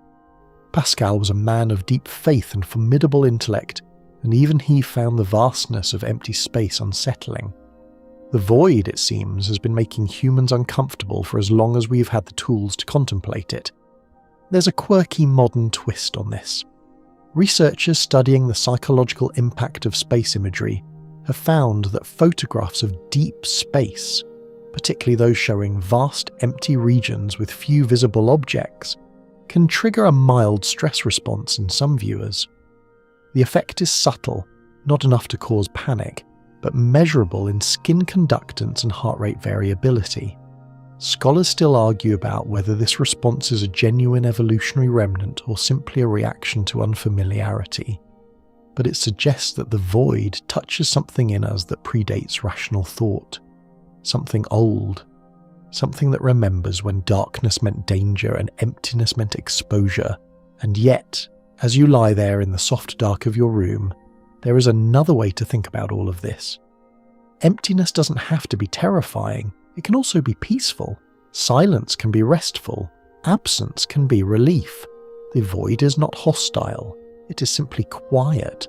And tonight, quiet is exactly what you need. Quiet is what you need. But the universe, it turns out, doesn't always let you have it. Even when you're sitting in what appears to be the most tranquil neighborhood in existence. Because here's a strange and slightly uncomfortable truth about cosmic voids that we haven't discussed yet. They're not just passive holes in the fabric of the cosmos, they push. Emptiness, in the language of gravity, has influence, and the Eridanus Supervoid, for all its serene nothingness, is part of a gravitational story that reaches all the way to your doorstep. To understand this, you need to think about gravity differently than you normally do. In everyday life, gravity is a pulling force. The Earth pulls you down. The Sun pulls the Earth in its orbit. Galaxy clusters pull galaxies toward them. Everything attractive, everything inward, everything toward. But in cosmology, there's a subtlety that flips this picture on its head. Gravity pulls matter toward overdense regions, yes. But the effect of an underdense region, a void, is equivalent to a push. Not because the void is actually exerting an outward force, but because the absence of matter in the void means there's less gravitational pull from that direction compared to the surrounding denser regions. The net effect, from the perspective of anything near the void, is as if the void is repelling them. It's not really repulsion, it's differential attraction, but the result is the same. Matter moves away from voids and toward denser structures, and this motion is real and measurable. This brings us to one of the more unsettling discoveries in recent cosmology, the dipole repeller. In 2017, a team led by Yehuda Hoffman published a study that mapped the gravitational landscape of our local cosmic neighbourhood and identified a previously unknown void-like underdensity that appeared to be pushing the Milky Way and its neighbours through space. For decades, astronomers had known that our galaxy, along with the entire local group and much of the surrounding Laniakea supercluster, is moving through space at a velocity of roughly 630 kilometers per second, relative to the cosmic microwave background.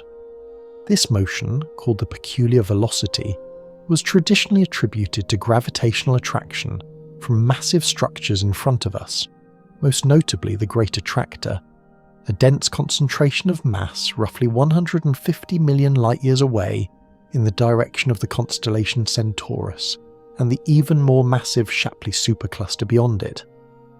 But Hoffman's team showed that attraction from these dense regions alone couldn't fully account for our motion. Something behind us was also contributing, not by pulling, but by pushing. A vast underdense region, the dipole repeller, located roughly 500 million light-years away in the opposite direction from the Shapley supercluster, was effectively shoving us forward through the differential gravity mechanism. The Milky Way, it turned out, was not just being pulled towards something bright and massive, it was also being nudged away from something dark and empty. Your home galaxy, the ground beneath your feet, the bed you're lying in right now, all of it is being gently, imperceptibly pushed through the cosmos by a void. Now, the dipole repeller is not the Eridanus Supervoid. They're different structures in different parts of the sky, but the principle is the same, and it applies to the Eridanus Supervoid as well. Any void of that size exerts a measurable gravitational influence on its surroundings, pushing galaxies on its walls outward, contributing to the large-scale flow of matter through the universe. The Eridanus Supervoid, sitting 3 billion light-years away, is too distant to have a significant direct effect on the Milky Way's motion. But it absolutely influences the galaxies in its vicinity, shaping the flow patterns of matter across a volume of space that dwarfs anything in our local neighbourhood. Here's a historical fact that puts this gravitational dance in perspective. In 1783, the geologist and natural philosopher John Michell first proposed the concept of a body so massive that light itself could not escape its gravitational pull, an idea that anticipated black holes by nearly 2 centuries. Michell understood that gravity could trap light if the mass was concentrated enough. What he couldn't have imagined was that gravity could also arise from the absence of mass, that a region defined by what it lacks could push galaxies around as surely as a concentrated mass could pull them. The universe's gravitational landscape is not just a collection of hills and mountains, it's also a collection of valleys, and those valleys matter. There's a quirky detail about the dipole repeller that reveals how recently our understanding of this push and pull has developed. Before Hoffman's study, most analyses of cosmic flows focused almost exclusively on overdensities, galaxy clusters, superclusters, walls of matter. Underdensities were largely ignored, treated as passive backgrounds rather than active participants in the gravitational dynamics of the universe. The discovery that the dipole repeller plays a significant role in our galaxy's motion was a conceptual shift, a reminder that in cosmology, as in life, what's missing can be just as important as what's present. Scholars still argue about the precise contribution of the dipole repeller and other voids to the Milky Way's peculiar velocity. The measurements are challenging, requiring detailed maps of galaxy distances and velocities across enormous volumes of space, and the error bars are still significant. But the basic picture is well established. We are being pulled and pushed, attracted and repelled, shaped by the full gravitational landscape of the cosmos, mountains and valleys alike. And somewhere out there, the Eridanus Supervoid is doing its part, gently pressing on the galaxies around it like a breath on a candle flame, steady and invisible and utterly indifferent to whether anyone notices. The candle flame flickers but doesn't go out, and neither does the question at the heart of this whole story. What exactly is the Eridanus Supervoid? What caused the cold spot? And will we ever know for certain? These questions have been hovering over our journey like a low cloud, and the honest answer is that we don't have definitive answers yet. But we're about to, or at least we're closer than we've ever been, because a new generation of telescopes and surveys is coming online that will map the universe with a precision that would have made earlier astronomers weep with envy. Let's start with Euclid. Launched by the European Space Agency in July of 2023, Euclid is a space telescope designed with one primary mission: to map the geometry and structure of the universe across 10 billion years of cosmic history in order to understand dark energy and dark matter. It will survey roughly 1/3 of the entire sky, cataloguing billions of galaxies and measuring their shapes and redshifts with extraordinary precision. Among its many scientific goals, Euclid will provide the most detailed three-dimensional map of cosmic voids ever created. It will measure their sizes, shapes, abundance, and growth rates across different epochs, and it will use those measurements to test competing theories of dark energy and gravity with a statistical power that current surveys simply cannot match. For the Eridanus Supervoid specifically, Euclid's data will allow researchers to characterize the void's density profile in far greater detail than existing surveys. The current estimates of its size and depth are based on galaxy catalogues that, while impressive, are still relatively shallow and sparse in the Eridanus region.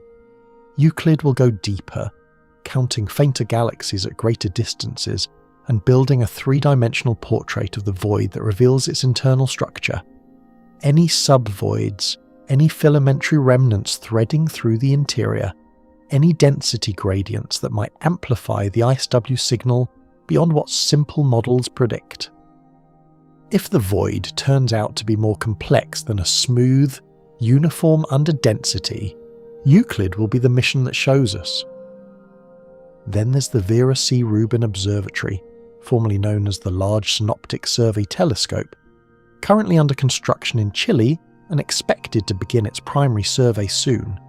The Rubin Observatory will conduct the legacy survey of space and time known as LSST, which will image the entire visible southern sky repeatedly over 10 years, cataloguing an estimated 20 billion galaxies and producing the most comprehensive time-domain survey of the universe ever undertaken.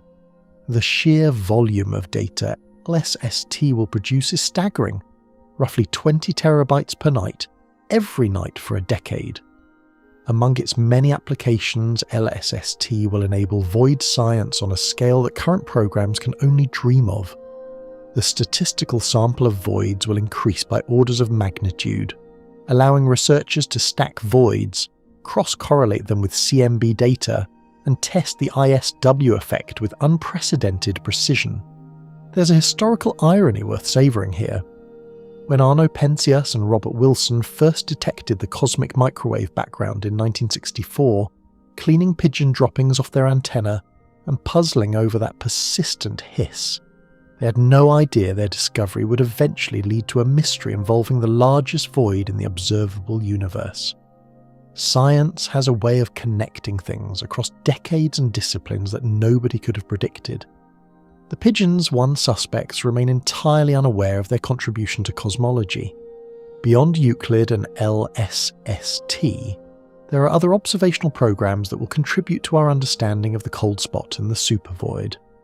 The Dark Energy Spectroscopic Instrument, or DESI, is currently conducting the largest three-dimensional galaxy survey ever attempted, measuring the redshifts of tens of millions of galaxies and quasars to map the large-scale structure of the universe with exquisite precision. The Simons Observatory and the upcoming CMBS-4 experiment will map the cosmic microwave background at higher resolution and sensitivity than Planck, potentially revealing new details about the cold spot's morphology and its relationship to foreground structures. Here's a quirky fact about the pace of progress in this field. The original detection of the CMB cold spot by WMAP used data with an angular resolution of about 13 arc-minutes. Impressive for its time, but relatively coarse by current standards. Planck improved this to about 5 arc-minutes. The next generation of CMB experiments will push below 1 arc-minute, resolving features in the microwave background that are currently blurred beyond recognition. It's like going from a blurry vacation photo to a high-definition portrait, and the details that emerge could fundamentally change our understanding of what the cold spot is and what caused it. Scholars still argue about what these new observations will ultimately reveal. Some are optimistic that better data will show the supervoid's ISW effect is sufficient to explain the cold spot after all, once the void's internal structure is properly accounted for. Others suspect the cold spot will remain anomalous even after the best surveys have done their work, pointing toward new physics, exotic defects, primordial anomalies, or phenomena we haven't even thought of yet. And a small but persistent minority holds out hope that the cold spot might eventually yield evidence of something truly extraordinary, a signature from beyond our universe that would confirm the multiverse is not just a theoretical fancy, but a physical reality. The data will decide. It always does, eventually, and the telescopes are watching. The telescopes are watching, and you are drifting. The two activities have more in common than you might think. Both involve patience. Both involve darkness. Both involve the quiet hope that something meaningful will emerge from the stillness if you just wait long enough. And tonight, as we bring this journey to its close, I want to take you back to where we started. Floating in the void, surrounded by the largest emptiness ever found, and asking yourself why it matters. It matters because the Eridanus Supervoid is, in the end, a mirror. Not a literal one. There's nothing in there to reflect light off of, which is rather the point, but a philosophical one. It shows us what the universe is mostly made of. And what the universe is mostly made of is nothing. Or rather, not nothing in the absolute sense, because there's still dark energy threading through every cubic centimetre, still the faint bath of the CMB whispering its ancient story, still the ghostly stream of neutrinos and the occasional cosmic ray, hurtling through the emptiness like a lost traveller who forgot to check the map. But in terms of the bright, warm, structured matter that makes up stars and planets and people and everything you've ever touched or tasted or loved, the universe is overwhelmingly empty. Voids dominate the volume of the cosmos. The filaments and clusters, the galaxies and nebulae, the entire brilliant cosmic web. All of it is the minority. All of it is the exception. You are the exception. Your existence, here, now, on a rocky planet orbiting an ordinary star in a modestly sized galaxy nestled within a filament of the cosmic web, is statistically extraordinary. Most of the universe looks nothing like your neighbourhood. Most of the universe looks like the inside of the Eridanus Supervoid, and that, perhaps, is the deepest source of the terror. Not that the void exists, not that it's large, not that it left a scar on the oldest light in existence, or that it's growing, or that it pushes galaxies around with its gravitational absence. The terror is in the realization that emptiness is the default state of reality, and everything else, everything bright, everything warm, everything alive, is a temporary deviation from that default. The universe didn't have to make galaxies. It didn't have to make stars. It certainly didn't have to make you.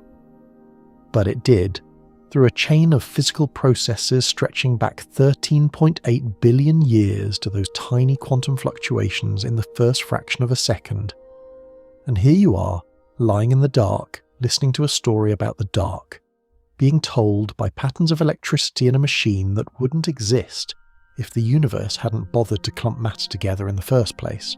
There is a mainstream scientific fact buried in this reflection that deserves to be stated plainly. The observable universe contains roughly 2 trillion galaxies, give or take, spread across a volume about 93 billion light-years in diameter, and yet the majority of that volume is void.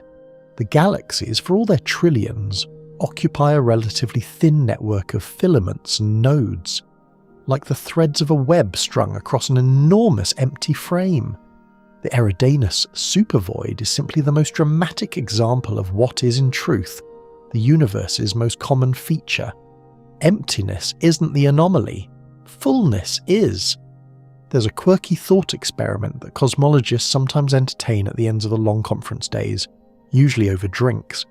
If you were to drop a pin at a random location in the observable universe, truly random, no weighting toward galaxies or clusters, the overwhelming probability is that the pin would land in a void.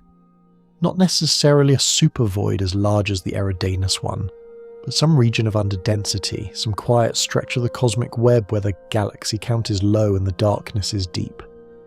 The odds of your random pin landing inside a galaxy, let alone on a planet with an atmosphere and liquid water, and a species capable of worrying about cosmic voids, are so vanishingly small that the number would require more decimal places than this script has words. You are, by the universe's own accounting, nearly impossible. And yet here you are. Scholars still argue about whether this improbability has any deep significance, whether it points toward the anthropic principle, or fine-tuning, or simply the unremarkable fact that unlikely things happen in a large enough sample. But the fact itself is beyond dispute. You are rare. You are extraordinary. You are a flicker of complexity in a cosmos that overwhelmingly prefers simplicity. And now, gently, let's bring this to a close. The void is still out there. It will be out there long after you've fallen asleep tonight, long after the telescopes have gathered their data, and the papers have been published, and the arguments have been settled or abandoned. It will be out there when the sun exhausts its fuel and swells into a red giant, when the Milky Way merges with Andromeda in a slow gravitational waltz, when the last stars in the universe flicker out, and the cosmos slides into its final, quiet, endless dark. The void is patient. It has always been patient. And there is something oddly comforting in that patience. Something restful in the knowledge that the universe's emptiness is not malicious, not hostile, not indifferent in the cruel sense. It is simply quiet. It is simply still. It is the silence between heartbeats, the pause between breaths, the soft dark behind your eyelids when you finally let them close. So let them close. Let the Eridanus Supervoid fade from your thoughts like the last glow of a sunset sinking below the horizon. Let the numbers dissolve, the billions of light years, the trillions of missing galaxies, the millionths of a degree. They'll be there in the morning if you want them. Right now, they don't need you, and you don't need them. Right now, you're warm, and you're safe, and you're the opposite of empty. You're full of breath and blood and the quiet hum of a brain that spent the evening contemplating the largest absence in the known universe, and somehow found it beautiful. The void can't do that. The void can't find anything beautiful, because the void is just space and silence and the long, slow patience of physics playing out over billions of years. But you can. You did. And that, more than anything, is why you're extraordinary. The darkness is soft now. The story is over. The universe is vast and mostly empty, and absolutely indifferent to whether you set an alarm for tomorrow morning. but you are here, and you are warm, and the nothing can wait. Sweet dreams,